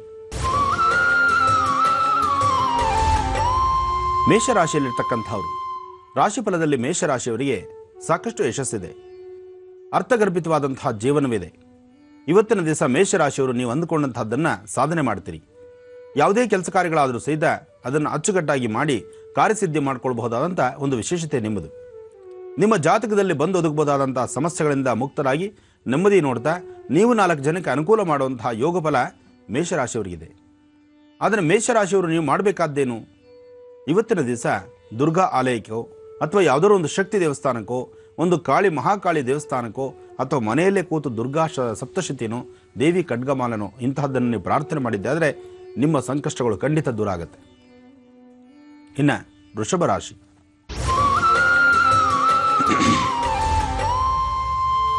ವೃಷಭ ರಾಶಿಯಲ್ಲಿರ್ತಕ್ಕಂಥವ್ರು, ರಾಶಿಫಲದಲ್ಲಿ ವೃಷಭ ರಾಶಿಯವರಿಗೆ ಆರೋಗ್ಯ ಅಷ್ಟು ಸಮಂಜಸವಾಗಿರುವುದಿಲ್ಲ. ಮನಸ್ಸಲ್ಲಿ ಸಾಕಷ್ಟು ಕಸಬಿಸಿ ಇದೆ, ಅಧಿಕವಾದಂತಹ ಚಿಂತೆ, ಜೊತೆಗೆ ನೀವು ಮಾಡ್ತಾ ಇರ್ತಕ್ಕಂತಹ ಕೆಲಸ ಕಾರ್ಯಗಳು ನಿಮಗೇ ತೃಪ್ತಿ ಇರೋದಿಲ್ಲ. ನಿಮ್ಮ ಆಲೋಚನೆ, ನೀವು ಮಾಡ್ತಾ ಇರ್ತಕ್ಕಂಥ ಕೆಲಸ ಕಾರ್ಯಗಳು, ನೀವು ಮಾಡಬೇಕಾಗಿರ್ತಕ್ಕಂಥದ್ದು ಒಳ್ಳೆಯ ಯಶಸ್ಸಿನ ಹಾದಿಯಲ್ಲಿ ನೀವಿದ್ದರೆ ಖಂಡಿತ ಅಷ್ಟೇ ಸಾಧನೆ ಆಗುತ್ತೆ. ಆದರೆ ನಿಮ್ಮ ಜಾತಕದಲ್ಲಿ ಇರ್ತಕ್ಕಂಥ ಪರಿಸ್ಥಿತಿ ಇವತ್ತಷ್ಟು ಸಮಂಜಸವದ್ದಲ್ಲ. ಬಹಳ ಎಚ್ಚರಿಕೆ ಇರಲಿ. ಜೊತೆಗೆ ಯಾರೊಬ್ಬರೊಂದಿಗೆ ಮಾತಾಡಬೇಕಾದರೂ ಅವಶ್ಯಕತೆಗೆ ಮೀರಿ ಮಾತಾಡೋದು ಬೇಡ. ಎಷ್ಟು ಬೇಕೋ ಅಷ್ಟು ಮಾತ್ರ ಮಾತಾಡ್ತಾ ಸಾಧ್ಯವಾದಷ್ಟು ಮೌನವನ್ನು ತಾಳ್ತಕ್ಕಂಥದ್ದು ವೃಷಭ ರಾಶಿಯವರಿಗೆ ಬಹಳ ಶ್ರೇಯಸ್ಕರ. ವೃಷಭ ರಾಶಿಯಲ್ಲಿರ್ತಕ್ಕಂತಹ ಮಕ್ಕಳು 11 ವರ್ಷದ ಒಳಗಿರ್ತಕ್ಕಂತಹ ಮಕ್ಕಳ ಆರೋಗ್ಯದ ಬಗ್ಗೆ, ಅವರ ಚಲನವಲನಗಳ ಬಗ್ಗೆ ಸ್ವಲ್ಪ ಹೆಚ್ಚು ಕಾಳಜಿ ಬೇಕು ಪೋಷಕರಿಗೆ. ಕಾರಣ ಬೀಳೋದು, ಏಳೋದು, ಸಣ್ಣ ಪುಟ್ಟ ಪೆಟ್ಟು ಮಾಡ್ಕೊಳ್ಳೋದು, ಇಲ್ಲದ ಸಮಸ್ಯೆ ಮಾಡ್ಕೊಳ್ಳೋದು, ಏನೋ ಸಣ್ಣ ಪುಟ್ಟ ತೊಂದರೆಗಳು ಮಾಡ್ಕೊಂಡು ಮನೆ ಬಾಗಿಲು ಬರೋದು, ಇಂತಹ ಪರಿಸ್ಥಿತಿಗಳನ್ನು ಇವತ್ತು ಮಕ್ಕಳು ಹೆದರಿಸಬೇಕಾಗತ್ತೆ. ವೃಷಭ ರಾಶಿಯವರ ಕಾಲ ಸಮಯ ಅಷ್ಟು ಸಮಂಜಸವದ್ದಲ್ಲ. ಸ್ವಲ್ಪ ಎಚ್ಚರಿಕೆ ಇರಲಿ. ಇದಕ್ಕಾಗಿ ಸುಬ್ರಹ್ಮಣ್ಯೇಶ್ವರನ ಪ್ರಾರ್ಥನೆ ಮಾಡೋದ್ರಿಂದ ಮತ್ತಷ್ಟು ಲಾಭ. ಇನ್ನು ಮಿಥುನ ರಾಶಿ. ಮಿಥುನ ರಾಶಿಯಲ್ಲಿರ್ತಕ್ಕಂಥವ್ರು, ರಾಶಿಫಲದಲ್ಲಿ ಮಿಥುನ ರಾಶಿಯವರಿಗೆ ಆರೋಗ್ಯಕರವಾದಂತಹ ಬೆಳವಣಿಗೆ, ಮನಸ್ಸಿಗೆ ಶಾಂತಿ, ನೆಮ್ಮದಿ. ಎಷ್ಟೋ ದಿನಗಳಿಂದ ಪ್ರಯತ್ನ ಮಾಡಿ ಒಂದು ಕೆಲಸವನ್ನು ಸಹಿತ ಸಿದ್ಧಿಪಡಿಸ್ಕೊಳ್ಳೋಕ್ಕಾಗದಿರತಕ್ಕಂಥವ್ರು ಸಹಿತ ಇವತ್ತು ಮಧ್ಯಾಹ್ನ 11:40 ನಂತರ ನಿಮ್ಮ ಕೆಲಸ ಕಾರ್ಯಗಳಲ್ಲಿ ಒಂದು ಯಶಸ್ಸನ್ನು ಕಾಪಾಡ್ಕೊಳ್ತೀರಿ. ಜೊತೆಗೆ ದುರ್ಗಾ ದೀಪ ನಮಸ್ಕಾರವಾಗಲಿ, ಅಥವಾ ದುರ್ಗಾ ಆಲಯಕ್ಕೆ ಹೋಗಿ ಬರ್ತಕ್ಕಂಥದ್ದಾಗಲಿ, ಅಥವಾ ದೇವಿಗೆ ಮಾಡಿರ್ತಕ್ಕಂಥ ಅರ್ಚನೆ, ಕುಂಕುಮ ಪ್ರಸಾದವನ್ನು ಹಣೆಗಿಟ್ಕೊಂಡು ಇವತ್ತು ನಿಮ್ಮ ಕೆಲಸಗಳನ್ನು ಮುಂದುವರಿಸಿದ್ರೆ ಮತ್ತಷ್ಟು ಲಾಭ. ಸಾಧ್ಯವಾದರೆ ಒಂದು 4 ಅಥವಾ 6 ಗರಿಕೆಗಳನ್ನು, ಅಂದರೆ ಹುಲ್ಲು 4 ಅಥವಾ 6 ಗರಿಕೆಗಳನ್ನು ತಂದು ಪೂರ್ವಾಭಿಮುಖವಾಗಿ ನಿಂತು ದೇವಿಯನ್ನು ಪ್ರಾರ್ಥನೆ ಮಾಡ್ತಾ ಗಣಪತಿ ಆರಾಧನೆ ಮಾಡಿ ಒಂದು ಗಣಪತಿ ಫೋಟೋ ಮೇಲಿಟ್ಟು ನಂತರ ನಿಮ್ಮ ಕೆಲಸಕ್ಕೆ ಹೊರಡೋದ್ರಿಂದ ಮತ್ತಷ್ಟು ಶ್ರೇಯಸ್ಕರ ಇವತ್ತು ಮಿಥುನ ರಾಶಿಯವರಿಗೆ. ಇನ್ನು ಕರ್ಕಾಟಕ ರಾಶಿ. ಕರ್ಕಾಟಕ ರಾಶಿಯಲ್ಲಿರ್ತಕ್ಕಂಥವ್ರು ಆರೋಗ್ಯದ ಬಗ್ಗೆ ಸ್ವಲ್ಪ ಕಾಳಜಿ ಬೇಕು. ಮನಸ್ಸಲ್ಲಿರ್ತಕ್ಕಂತಹ ದುಃಖ ದುಮ್ಮಾನವನ್ನು ದೂರ ಮಾಡಿಕೊಳ್ಳಿಕ್ಕೋಸ್ಕರ ನಿಮ್ಮ ಒಳ ಮನಸ್ಸಲ್ಲಿರ್ತಕ್ಕಂಥ ನೋವನ್ನು ಮತ್ತೊಬ್ಬರಲ್ಲಿ ಹಂಚಿಕೊಳ್ಳುವಂತಹ ಮನಸ್ಥಿತಿ ನಿಮ್ಮದಾಗಬೇಕು. ಯಾರು ಏನು ಅಂದ್ಕೊಳ್ತಾರೋ, ಏನು ತೊಂದರೆ ಆಗುತ್ತೋ, ಅಥವಾ ಯಾವ ಸಮಸ್ಯೆಯಿಂದ ನಾವು ಹೆದರಬೇಕೋ, ಅಥವಾ ಯಾರಾದರೂ ನಮಗೆ ತೊಂದರೆ ಮಾಡ್ತಾರೋ, ಇಂತಹ ಅಂಜಿಕೆ, ಬಾಧೆ, ಭಯ, ಭೀತಿ ನಿಮ್ಮದಾಗುತ್ತೆ. ಜೊತೆಗೆ ಇವತ್ತಿನ ದಿವಸ ಯಾವುದೇ ಒಂದು ಕೆಲಸ ಕಾರ್ಯದಲ್ಲಾದರೂ ನೆಮ್ಮದಿ ಇಲ್ಲದಂಥ ಬದುಕು ನಿಮ್ಮದು. ಅಧಿಕವಾದಂತಹ ಮೈಕೈ ನೋವು, ಬೆನ್ನೋವಿಂದ ಒದ್ದಾಡ್ತಕ್ಕಂಥದ್ದು, ಕೊಟ್ಟ ಹಣ ಪುನಃ ಬರುತ್ತೋ ಇಲ್ಲೋ ಅಂತ ಆಲೋಚನೆ ಮಾಡ್ತಕ್ಕಂಥದ್ದು, ಅಥವಾ ಅಂಗೈಯಲ್ಲಿರ್ತಕ್ಕಂಥ ವಸ್ತುಗಳನ್ನು ಯಾವುದೋ ಮಾತುಗೋ ಅಥವಾ ಏನೋ ಒಂದು ರೀತಿ ನೀತಿಗೋ ಅಲ್ಲ ಕೊಟ್ಟು ಇನ್ನೊಬ್ಬರ ಕೈಲಿ ಕೊಟ್ಟು ಅವರಿಂದ ಸುತ್ತಾಡಬೇಕಾದ ಪ್ರಸಂಗ ಎದುರಾಗಿತ್ತು. ಜೋಪಾನ.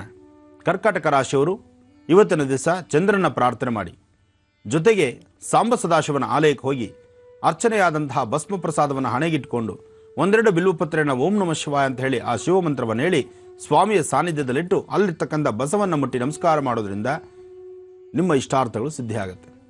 ಇನ್ನು ಸಿಂಹರಾಶಿ. ಸಿಂಹರಾಶಿಯಲ್ಲಿರ್ತಕ್ಕಂಥವ್ರು, ರಾಶಿಫಲದಲ್ಲಿ ಸಿಂಹರಾಶಿಯವರಿಗೆ ಇವತ್ತು ಯಶಸ್ಸಿದೆ. ಧೈರ್ಯದಿಂದ ನೀವು ತೆಗೆದುಕೊಳ್ತಕ್ಕಂಥ ಎಲ್ಲ ತೀರ್ಮಾನದಲ್ಲೂ ಭಗವತಿಯ ಸಂಪೂರ್ಣ ಅನುಗ್ರಹ ಇದೆ. ಜೊತೆಗೆ ಸಾಧ್ಯವಾದಷ್ಟು ಆಧ್ಯಾತ್ಮಿಕ ಧಾರ್ಮಿಕದ ಕಡೆ ನಿಮ್ಮ ಒಲವಿರಲಿ.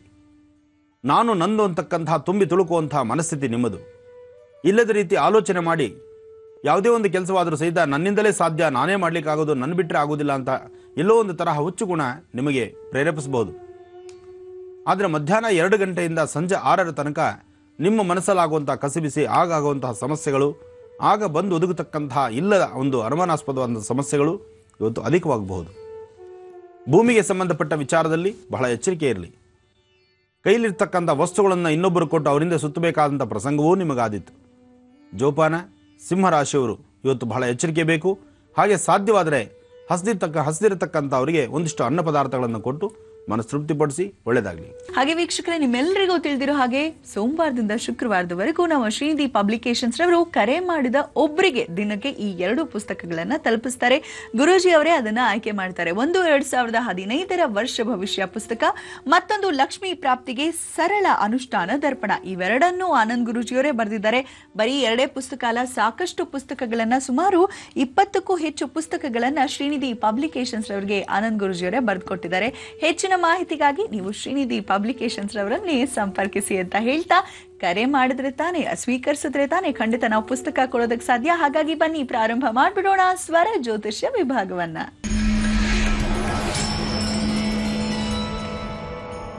ಮೊದಲನೇ ಕರೆ ಮಾಡಿ ಕಾಯ್ತಿರೋರು ಯಾರು? ಹಲೋ.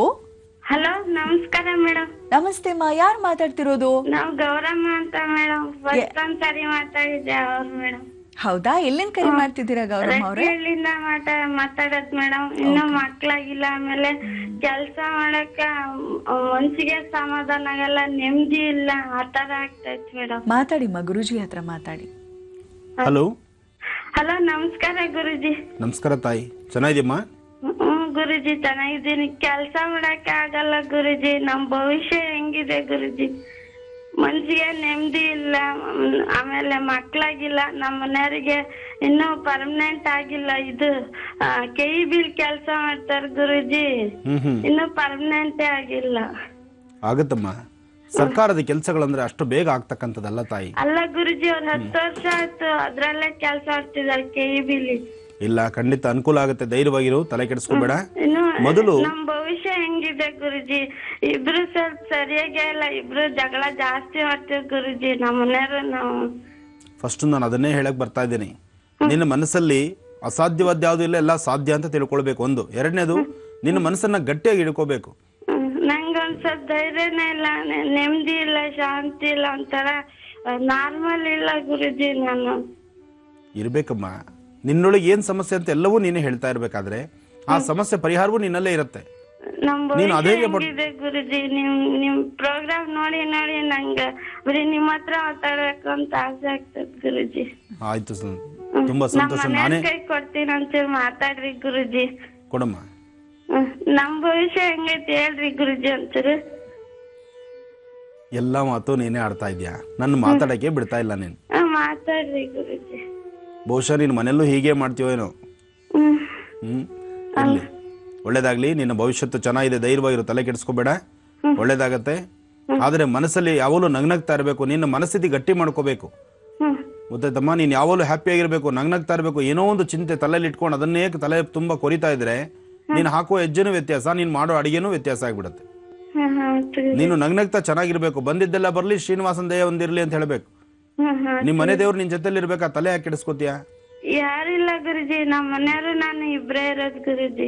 ನೀನು ನಿಮ್ಮ ಮನೆಯವರು ಇದ್ರು ನಿಮ್ಮಿಬ್ಬರನ್ನು ಕಾಪಾಡುವಂತಹ ಮೇಲೊಬ್ಬ ಭಗವಂತ ಇದ್ದಾನೆ ಅಲ್ವಾ? ಮಕ್ಕಳಾಗಿಲ್ಲ ಗುರುಜಿ. ಖಂಡಿತ ಆಗತ್ತೆ, ತಲೆ ಕೆಡಿಸ್ಕೋಬೇಡ ತಾಯಿ. ನಿನ್ನ ಸ್ವರತರಂಗದಲ್ಲಿ ಸಾಕಷ್ಟು ಯಶಸ್ಸಿದೆ, ಆದ್ರೆ ಅಧೈರ್ಯ ಪಡಬೇಡ. ನಿನ್ನ ಗ್ರಹಗತಿಗಳ ಪ್ರಕಾರ ಇನ್ನೂ ಒಂದು 9 ತಿಂಗಳು ಬೇಕು, ಟೈಮ್ ಅಷ್ಟೊಂದು ಸಮಂಜಸವಾಗಿಲ್ಲ ಈಗ. ಆಯ್ತಾ? ಒಳ್ಳೇದಾಗತ್ತೆ, ಧೈರ್ಯವಾಗಿರು, ತಲೆ ಕೆಡಿಸ್ಕೋಬೇಡ. ಧನ್ಯವಾದಗಳು ಗೌರಮ್ಮ ಅವರ ಕಾರ್ಯಕ್ರಮಕ್ಕೆ ಕರೆಯನ್ನ ಮಾಡಿದ್ದಕ್ಕಾಗಿ. ವೀಕ್ಷಕರೇ, ಮತ್ತೊಂದು ಕರೆ ಸಿದ್ಧವಾಗಿದೆ. ಹಲೋ ಹಲೋ, ನಮಸ್ತೆ. ಯಾರು ಮಾತಾಡ್ತಿರೋದು? ನಾನು ಶಿಲ್ಪಾ ಅಂತ ಮಾತಾಡ್ತಿರೋದು. ಎಲ್ಲಿಂದ ಕರೆ ಮಾಡ್ತಿದ್ದೀರಾ? ಯಾರ ಬಗ್ಗೆ ಕೇಳ್ಬೇಕಿತ್ತು? ಯಾರ ಬಗ್ಗೆ ಕೇಳ್ಬೇಕಿತ್ತು? ನನ್ ಬಗ್ಗೆನೇ ಮಾತಾಡ್ಬೋದು. ಬೆಂಗಳೂರಿಂದ ಕರೆ ಮಾಡ್ತಿದ್ದೀರಾ? ಹೌದು, ಮಾತಾಡಿಮ್ಮ ಗುರುಜಿ ಹತ್ರ. ಹಲೋ ಹಲೋ ಗುರುಜಿ. ಗುರುಜಿ ನಮಸ್ತೆ ತಾಯಿ, ಹೇಳಮ್ಮ. ಗುರುಜಿ, 9 ತಿಂಗಳಾಯ್ತು ನನ್ ಮ್ಯಾರೇಜ್ ಆಗಿ. ಮಾರ್ಚ್ 26ನೇ ತಾರೀಕು ಆಗಿದ್ದು, 2014. 1 ತಿಂಗಳು ಗುರುಜಿ ಚೆನ್ನಾಗಿದ್ದು. ಆಮೇಲೆ ತುಂಬಾ ಪ್ರಾಬ್ಲಮ್. ಅವ್ರ ಅಮ್ಮ ಬೇಡ ಅಂತಾರೆ, ನನಗೆ ಈಚೆ ಹಾಕಿ ಹೊಡೆದು ಎಲ್ಲಾ ಮಾಡ್ತಾರೆ, ಸೇರಿಸ್ತಾರ ಮನೆ ಒಳಗಡೆ. ನನ್ ಗಂಡನು ಏನು ಹೇಳ್ತಿಲ್ಲ, ಸ್ವಿಚ್ ಆಫ್ ಮಾಡ್ಕೊಂಡಿದ್ದಾನೆ. ಬರ್ತಾನ ಇಲ್ವಾ ಗುರುಜಿ? ಅಮ್ಮ, ಆತ ಬರ್ತಾನೆ ಇಲ್ಲ ಅನ್ನೋದಕ್ಕೆನ ಪ್ರಾರಂಭ ಪರಿಸ್ಥಿತಿ. ನಾನು ಈ ಮಾತು ಹೀಗೆ ಹೇಳ್ತೀನಿ ಅಂತ ಬೇಜಾರು ಮಾಡ್ಕೋಬೇಡ. ಅವರು ನಿನ್ನ ಹೊಡೆದು ಹೊರಗಡೆ ಹಾಕಿದ್ದಾರೆ ಅಂತ ಹೇಳಿದೆ ಅಲ್ವಮ್ಮ? ಹೌದು ಗುರುಜಿ. ಆದ್ರೂ ನಿನ್ನ ಮನಸ್ಥಿತಿ, ನೀನ್ ಯಾರಾದ್ರೂ ನಿಮ್ಮ ಮನೆಯಲ್ಲಿರ್ತಕ್ಕಂಥ ಅವರ ಸಹಾಯ ತೆಗೆದುಕೊಂಡು ಪುನಃ ನಿನ್ನ ಆಸ್ಥಾನಕ್ಕೆ ನೀನು ಹೋಗ್ಬೇಕು. ಎಲ್ಲ ಮಾಡಾಯ್ತು ಗುರುಜಿ. ಇದು 4 ಸಲ ಹೋಗಿ ಬಂದು 1 ತಿಂಗಳು ಇಟ್ಕೊಂತಾರೆ, ಮತ್ತೆ ಬಿಟ್ಬಿಡ್ತಾರೆ. ಹಂಗೆ ಮಾಡ್ತಿದ್ದಾರೆ ಗುರುಜಿ. 9 ತಿಂಗಳಿಂದ ಎಲ್ಲ ಕಂಪ್ಲೇಂಟ್ ಎಲ್ಲ ಕೊಟ್ರೇನು ಹಂಗೆ ಮಾಡ್ತಿದ್ದಾರೆ ಗುರುಜಿ. ನಾನು ಎಲ್ಲ ಇದ್ದೆ ಗುರುಜಿ. 3 ದಿವಸ ಈಚೆ ಇದ್ದೆ ಗುರುಜಿ. ಆತರ ಎಲ್ಲ ಅನ್ಭವ್ಸ್ ಬಂದಿದ್ದೀನಿ ಗುರುಜಿ. ಆದ್ರೂ ಫೋನ್ ಮಾಡಿದ್ರೆ ಅವ್ರು ಸ್ವಿಚ್ ಆಫ್ ಮಾಡ್ಕೊಂಡಿದ್ದಾರೆ ಗುರುಜಿ. ಏನ್ ಕೆಲಸ ಮಾಡ್ತಾರಮ್ಮ ಯಜಮಾನ್ರು? ಅವ್ರೇನೋ ಬಿಸ್ನೆಸ್ ಮಾಡ್ತಿದ್ದಾರೆ ಗುರುಜಿ. ಅವ್ರ ತಾಯಿ ಅವ್ರ ಫ್ಯಾಮಿಲಿ ಬೇಡ ಬಿಟ್ಬಿಡು ಅಂತ ಅವ್ರು ಹೇಳ್ಕೊಡ್ತಾರೆ. ಅವ್ರ ಮಾತುಗಳು ಕೇಳ್ಕೊಂಡು ಆತರ ಎಲ್ಲ ಮಾಡ್ತಾರೆ ಗುರುಜಿ ಅವರು. ಆದ್ರೂ ತಪ್ಪಾಗತ್ತಮ್ಮ. ಒಂದ್ ಸ್ವಲ್ಪ ದಿವಸ ನಿನ್ನ ಮನಸ್ಥಿತಿ ಹೇಗನ ಮಾಡಿ ನಿಮ್ಮ ಪತಿದೇವರನ್ನ ನಿನ್ನ ಮನಸ್ಸಲ್ಲಿ ನೀವು ಅನ್ಯೋನ್ಯ ಇನ್ನೂ ಸಂಸಾರನೇ ನೆಟ್ಟಿಗೆ ಮಾಡ್ಲಿಲ್ವಲ್ಲಮ್ಮ? 1 ವರ್ಷ ಸಂಸಾರ ನೋಡಮ್ಮ ಗುರುಜಿ. ನಾನು ಇದ್ರು ಅವ್ರ ಮನೆಗೆ ಬರಲ್ಲ ಗುರುಜಿ. ಅವ್ರ ಅಮ್ಮನೂ ಇರಲ್ಲ, ಎಲ್ಲ ಬೀಗ ಹಾಕೊಂಡು ಹೊಟ್ಟೋಗ್ತಾರೆ. ಎಲ್ಲಿ ಅಂತಾರೆ, ಹಂಗ ಅವ್ರ ಗೊತ್ತೇ ಇಲ್ಲ ಅವ್ರು ಎಲ್ಲೆಲ್ಲಿ ಇರ್ತಾರೆ, ಏನೇನ್ ಮಾಡ್ತಾರೆ ಅಂತ. ಅಲ್ಲ ತಾಯಿ, ಮಾಡಾಯ್ತು ಗುರುಜಿ. ಕರೆಕ್ಟ್ ಅಮ್ಮ. ನಾನು ಹೇಳೋದೊಂದು ಅರ್ಥ ಮಾಡ್ಕೊ. ನನಗೆ ನೀನು ಮಾಡಬೇಕಾದ್ದು, ನೀನು ಆ ಕಡೆ ಪ್ರಾಂತ್ಯದಲ್ಲಿ ಎಲ್ಲರಿಗಿನ್ನ ಫಸ್ಟ್ ನಿಮ್ಮ ಮನೆಯವರನ್ನ ನಿಮ್ಮ ಮನಸ್ಥಿತಿ ತಂದುಕೊಳ್ಳುವಂಥದ್ದು, ಅದನ್ನ ಸ್ವಲ್ಪ ಸ್ವಿಚ್ ಆಫ್ ನಂಬರ್ ಗುರುಜಿ. 5 ತಿಂಗಳಾಯ್ತು ಗುರುಜಿ ಅವ್ರನ್ನ ನೋಡಿ ಮಾತಾಡ್ಸಿ ಎಲ್ಲ ಮಾಡಿದ್ದು. ಅದೇ ದೂರ ಇದ್ದಾಗ ಒಂಥರ ಕೋಪ ಆವೇಶಕ್ಕೆ ಒಳಗಾಗಲ್ವಾ ತಾಯಿ? ನೋಡಮ್ಮ, ಹತ್ರದಲ್ಲಿದ್ದು ಏನಾರು ಮಾಡಿ ನೀನು ಗೆಲ್ಲಬೇಕಮ್ಮ ನೀನು. ಅವರು ಎಲ್ಲಂತ ಹುಡ್ಕೊಂಡು ಹೋಗ್ಲಿ ಗುರುಜಿ, ಬ್ಯಾಂಗ್ಳೂರಲ್ಲಿ ಇದ್ರೆ ನೋಡ್ಕೊಂಡು ಹೋಗ್ಬೋದು, ಅವ್ರು ಎಲ್ಲಿರ್ತಾರೆ ಅಂತ ಗೊತ್ತಿಲ್ಲ ಗುರುಜಿ ನಂಗೆ. ಮತ್ತೆ ಈಗ ಮುಂದೆ ನಿನ್ ತೀರ್ಮಾನ ಏನ್ ಮಾಡ್ತೀಮ್ಮ? ಬೇಕು ಅಂತ ಬಾಳ್ಬೇಕು ಅನ್ನೋದಿದೆ.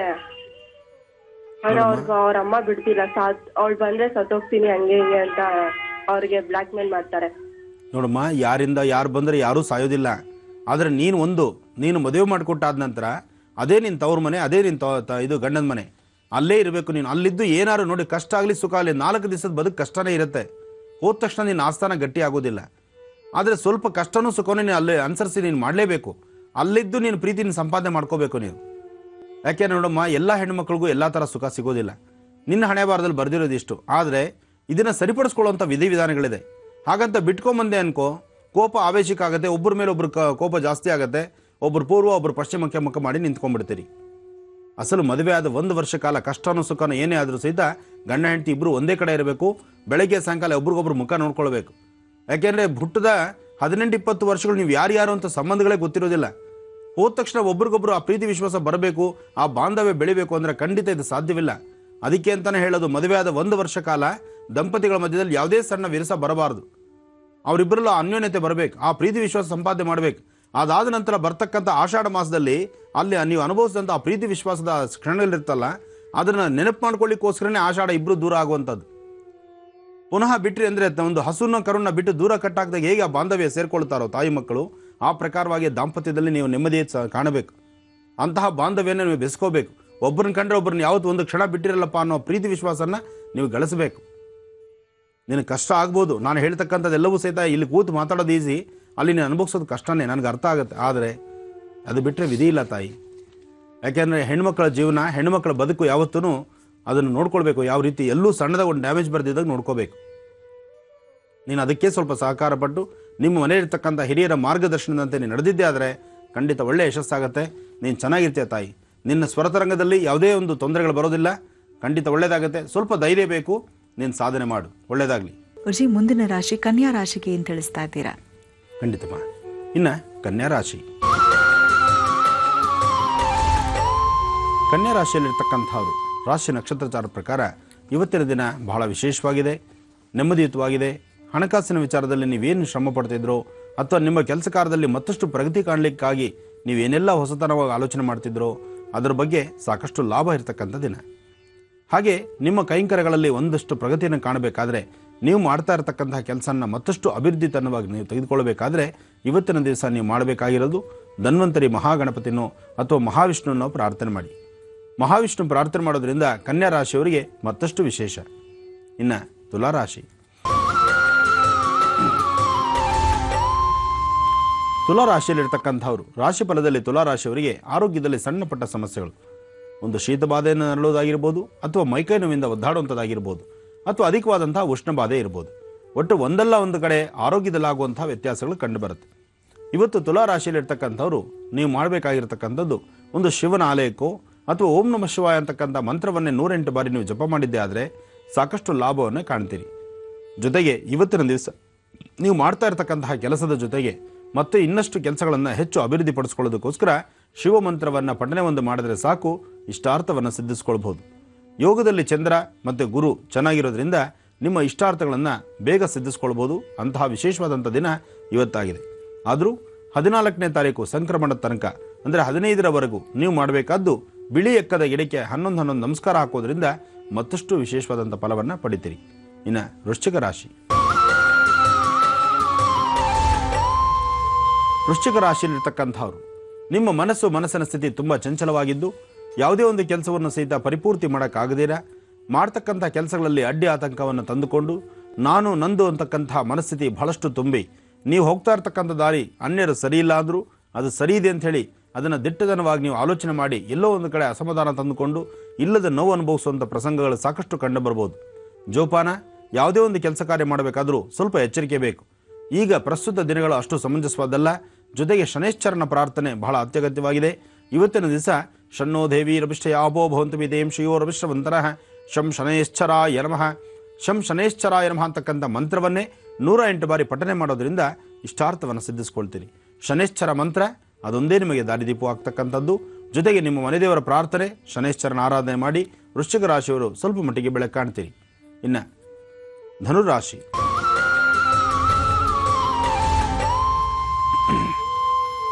ಧನುರಾಶಿಯಲ್ಲಿರ್ತಕ್ಕಂಥವ್ರು, ರಾಶಿ ಫಲದಲ್ಲಿ ಧನುರಾಶಿಯಲ್ಲಿರ್ತಕ್ಕಂಥವ್ರಿಗೆ ಯಾವುದೇ ಕೆಲಸ ಕಾರ್ಯಗಳಾದರೂ ಸಹಿತ ಲಾಭವನ್ನು ಕಾಣ್ತೀರಿ. ಆದರೆ ಹಿಂದೆ ಮತ್ತೊಂದು ಸಮಸ್ಯೆಯನ್ನು ಎದುರಿಸಬೇಕಾದ ಪ್ರಸಂಗ ಆದೀತು. ಇವತ್ತಿನ ದಿವಸ ಧನುರಾಶಿಯಲ್ಲಿರ್ತಕ್ಕಂಥವ್ರು ದೂರಭಾರ ಪ್ರಯಾಣದ ಬಗ್ಗೆ, ಸಾಕಷ್ಟು ದೂರಭಾರ ಪ್ರಯಾಣದ ಬಗ್ಗೆ ಚಿಂತನೆ ಮಾಡಬೇಡಿ. ಪ್ರಯಾಣ ಹೊರಡಬೇಕಾದಂಥ ಪ್ರಸಂಗವೇ ಇದ್ದರೆ ಸ್ವಲ್ಪ ಆಲೋಚನೆ ಮಾಡಿ, ಹೊರಡೋದು ಬೇಕಾ ಬೇಡವಾ ಅಂತಕ್ಕಂಥದ್ದನ್ನು.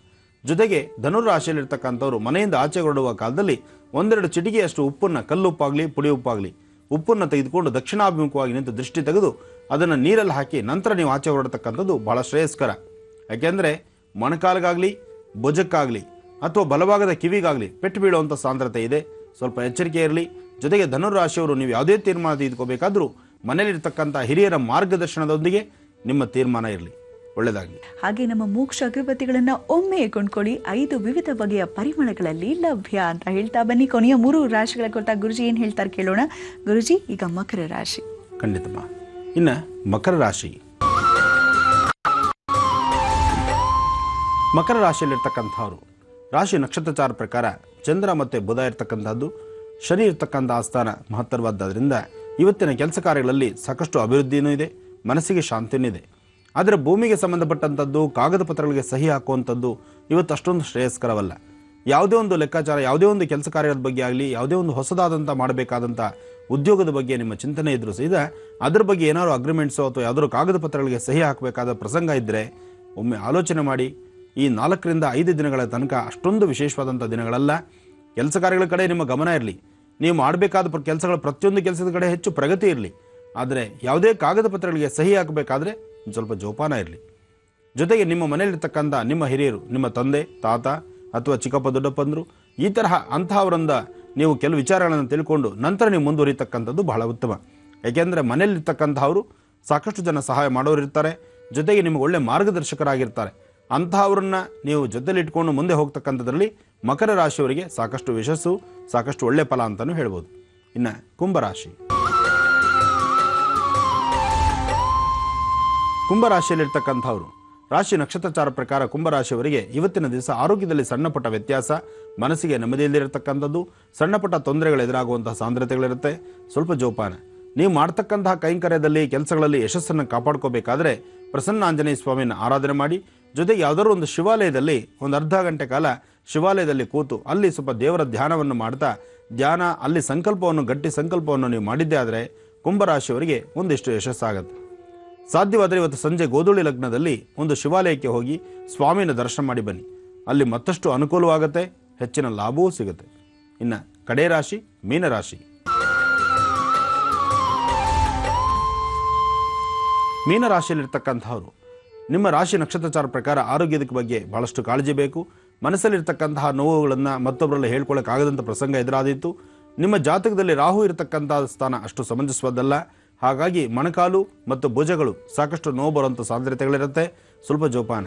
ಇವತ್ತಿನ ದಿವಸ ಯಾವುದೇ ಒಂದು ಕೆಲಸ ಕಾರ್ಯ ಮಾಡಬೇಕಾದ್ರೂ ಕೆಲಸ ಕಾರ್ಯಗಳು ಮಾಡೋದಕ್ಕೂ ಮುನ್ನ ಫಸ್ಟ್ ನೀವು ಮಾಡಬೇಕಾದ್ದು ಒಮ್ಮೆ ಸೂರ್ಯ ನಮಸ್ಕಾರ, ಜೊತೆಗೆ ಒಂದಿಷ್ಟು ಗೋಧಿಯಿಂದ ಮಾಡಿರ್ತಕ್ಕಂಥ ಪದಾರ್ಥಗಳನ್ನು ಮಕ್ಕಳಿಗಾಗಲಿ ಯಾರಾದರೂ ಹಿರಿಯರಿಗಾಗಲಿ ಒಂದಿಷ್ಟು ಗೋಧಿಯಿಂದ ಮಾಡಿರ್ತಕ್ಕಂಥ ಪದಾರ್ಥಗಳನ್ನು ಕೊಟ್ಟು ಮಧ್ಯಾಹ್ನ 12 ಗಂಟೆ 20 ನಿಮಿಷದ ಒಳಭಾಗದಲ್ಲಿ ಯಾವುದಾದ್ರು ಕಂದು ಬಣ್ಣದ ಗೋವಿಗೆ ಒಂದಿಷ್ಟು ಅಕ್ಕಿ, ಬೆಲ್ಲ, ಬಾಳೆಹಣ್ಣು ಅಥವಾ ಒಂದು ಹಣ್ಣು ಇಂಥದ್ದನ್ನು ಕೊಟ್ಟು ಕಂದು ಬಣ್ಣದ ಗೋವನ್ನು ಮುಟ್ಟಿ ನಮಸ್ಕಾರ ಮಾಡಿದ್ದೆ ಅಲ್ಲಿ ನೀವು ಸಂಜೆ ಒಳಗೆ ಸಾಕಷ್ಟು ಅನುಕೂಲಗಳನ್ನು ಪಡಿತೀರಿ. ಏನೇ ಆದರೂ ಸಾಧ್ಯವಾದಷ್ಟು ಮೌನವಾಗಿರ್ತಕ್ಕಂಥದ್ದು ಬಹಳ ಉತ್ತಮ. ನಿಮ್ಮ ಮಾತಿನಲ್ಲಿ ಸ್ವಲ್ಪ ಗಡಸಾದ್ರಿಂದ, ಇವತ್ತಿನ ಮಾತಿನಲ್ಲಿ ಗಡಸಾದ್ರಿಂದ ಒಂದಲ್ಲ ಒಂದು ಕಡೆ ವ್ಯತ್ಯಾಸಗಳು ಬರ್ತಕ್ಕಂಥದ್ದು, ಇಲ್ಲದ ಅಸಮಾಧಾನ ಎದುರಾಗ್ತಕ್ಕಂಥ ಪರಿಸ್ಥಿತಿ ಎದುರಾಗ್ಬೋದು. ಸಾಧ್ಯವಾದಷ್ಟು ಮೌನ ಅಥವಾ ಸಮಾಧಾನ ಅಂತಕ್ಕಂಥದ್ದು ಬಹಳ ಮುಖ್ಯ. ಒಳ್ಳೆಯದಾಗಲಿ. ಗುರುಜಿ, ಈಗ ಮತ್ತೊಂದು ಕರೆಯನ್ನು ಸ್ವೀಕರಿಸೋಣ. ಹಲೋ, ನಮಸ್ತೆ. ನಮಸ್ತೆ ವಿದ್ಯಾಕ್ಕ. ಯಾರು ಮಾತಾಡ್ತಿರೋದು? ನಾನು ವರಲಕ್ಷ್ಮಿ ಅಂತೇಳಿ. ಎಲ್ಲಿಂದ ಕರೆ ಮಾಡ್ತಿದ್ದೀರಾ ವರಲಕ್ಷ್ಮಿ ಅವರೇ? ಬ್ಯಾಂಗ್ಳೂರಿಂದ ಮೇಡಮ್. ಯಾರ ಬಗ್ಗೆ ಕೇಳ್ಬೇಕಿತ್ತು? ನಮ್ಮ ಬಗ್ಗೆನೇ ಕೇಳ್ಬೇಕಾಗಿತ್ತು. ಮಾತಾಡಿ ಗುರುಜಿ ಹತ್ರ. ಹಲೋ. ಹಲೋ, ನಮಸ್ತೆ ಗುರುಜಿ. ನಮಸ್ತೆ ಅಮ್ಮ, ಹೇಳ್ತಾಯಿ. ಗುರುಜಿ, ನಿಮ್ಮನ್ನ ನಾವು ಮನೆ ಬನಶಂಕರಿ ನೋಡಿದ್ರಿ ಗುರುಜಿ. ಹೌದಾ? ಹಾ ಗುರುಜಿ. ಸಂತೋಷ. ಬನಶಂಕರಿ ಜಾತ್ರೆ ನೀವು ಬಂದಿದ್ರಾ? ಅಭಿಷೇಕಕ್ಕೆ ಬಂದಿದ್ರಾ? ನೋಡ್ ಗುರುಜಿ, ನಿಮ್ ಪಾದ ಮುಟ್ಟು ನಮಸ್ಕಾರ ಮಾಡ್ರಿ ಗುರುಜಿ. ನಾನು ನನ್ನ ಮಕ್ಕಳು. ಆಗ್ಲಿ ತಾಯಿ, ಒಳ್ಳೇದಾಗ್ಲಮ್ಮ. ಗುರುಜಿ, ನಾನು ತುಂಬಾ ಸಮಸ್ಯೆ ಇದೆ ಗುರುಜಿ. ಏನ್ ಸಮಸ್ಯೆ ತಾಯಿ? ನಮ್ ಗಂಡ ನಮ್ಮ ಮಾವನೇ ಗುರುಜಿ, ನಮ್ಮ ಅಮ್ಮ ತಮ್ಮನೇ ಮದುವೆ ಮಾಡ್ಕೊಂಡಿತ್ತು. ನಮ್ ಯಜಮಾನ್ರು ಹೋಗಿ 9 ತಿಂಗಳಾಯ್ತು ಗುರುಜಿ. ಮಗು ನೋಡಕ್ಕೂ ಬರ್ತಾ ಇಲ್ಲ ಗುರುಜಿ. ಎಳೆ ಚಿಕ್ಕ ಮಗು ಒಂದಿದೆ, ಅವ್ನ್ ನೋಡಕ್ಕೆ ಬಂದಿಲ್ಲ ಗುರುಜಿ. 1 ತಿಂಗಳು ಮಗುಲ್ ಬಿಟ್ಟೋಗಿತ್ತು, ಇವಾಗ 7 ತಿಂಗಳಾಯ್ತು ಮಗುಗೆ. ಅಂದ್ರೆ ನಿಮ್ಮ ಮಾವ ಅಂದ್ರೆ ತಾಯಿ ತಮ್ಮನೇ ಅಲ್ವಮ್ಮ? ಗುರುಜಿ. ಏನ್ ಹೇಳ್ತಾರ ಅವರು? ಎಲ್ಲ ಆಯ್ತು, ಇನ್ನೊಬ್ರು ಇಟ್ಕೊಂಡಿಲ್ಲ ಗುರುಜಿ. ಅವ್ರಿಗೆ 2 ಹೆಣ್ಮಕ್ಳು. ನಿಮ್ಮ ಮಾವನೇ ಇನ್ನೊಬ್ಬರಿಂದ ಇದ್ದು ಇನ್ನೊಬ್ಬರನ್ನ ಇಟ್ಕೊಂಡು ಅವ್ರಿಗೆ 2 ಹೆಣ್ಮಕ್ಳಿದೆ. ಗುರುಜಿ. ಇದು ಗೊತ್ತಿದ್ದು ನೀನ್ ಯಾಕಮ್ಮ? ನೋಡಕ್ ಕೂಡ ಬರ್ತಾ ಇಲ್ಲ ಗುರುಜಿ ನಮ್ಮನ್ನ. ಅಲ್ಲಮ್ಮ, ಇದು ಗೊತ್ತಿದ್ದು ನೀನ್ ಅವ್ರ ಮದ್ವೆ ಆಗಿದೆಯಲ್ಲ ತಾಯಿ? ಇಲ್ಲ ಗುರುಜಿ, ಫಸ್ಟ್ ನಮ್ಮನ್ ಮದ್ವೆ ಆಗಿದ್ರು, ಆಮೇಲೆ ಇವಾಗ ಅವ್ರನ್ನ ಎತ್ಕೊಂಡಿರೋದು ಗುರುಜಿ. ಏನಮ್ಮ, ಅಕ್ಕನ ಮಗಳು ಅಂದ್ರೆ ಅಲ್ಲೂ ಸಹಿತ ಇಂತಹ ನೀಚ ವಿದ್ಯೆನೆ ತೋರಿಸಿ ಹಿಂಗೆ ಜೀವನ ಹಾಳು ಮಾಡಿದ್ರೆ? ಗುರುಜಿ ತುಂಬಾ ಹೆಜ್ಜೆ ಗೊತ್ತಾರೆ ಗುರುಜಿ. ನನಗ್ ಬಂದ್ರು ನೆಮ್ಮದಿನೇ ಇಲ್ಲ. 2 ಮಕ್ಕಳು ಗುರುಜಿ. ನನಗೆ ನಮ್ಮ ಅಪ್ಪ ನಮ್ಮ ಅಮ್ಮನೇ ನೋಡ್ಕೊತಾ ಇದಾರೆ ಇವಾಗ.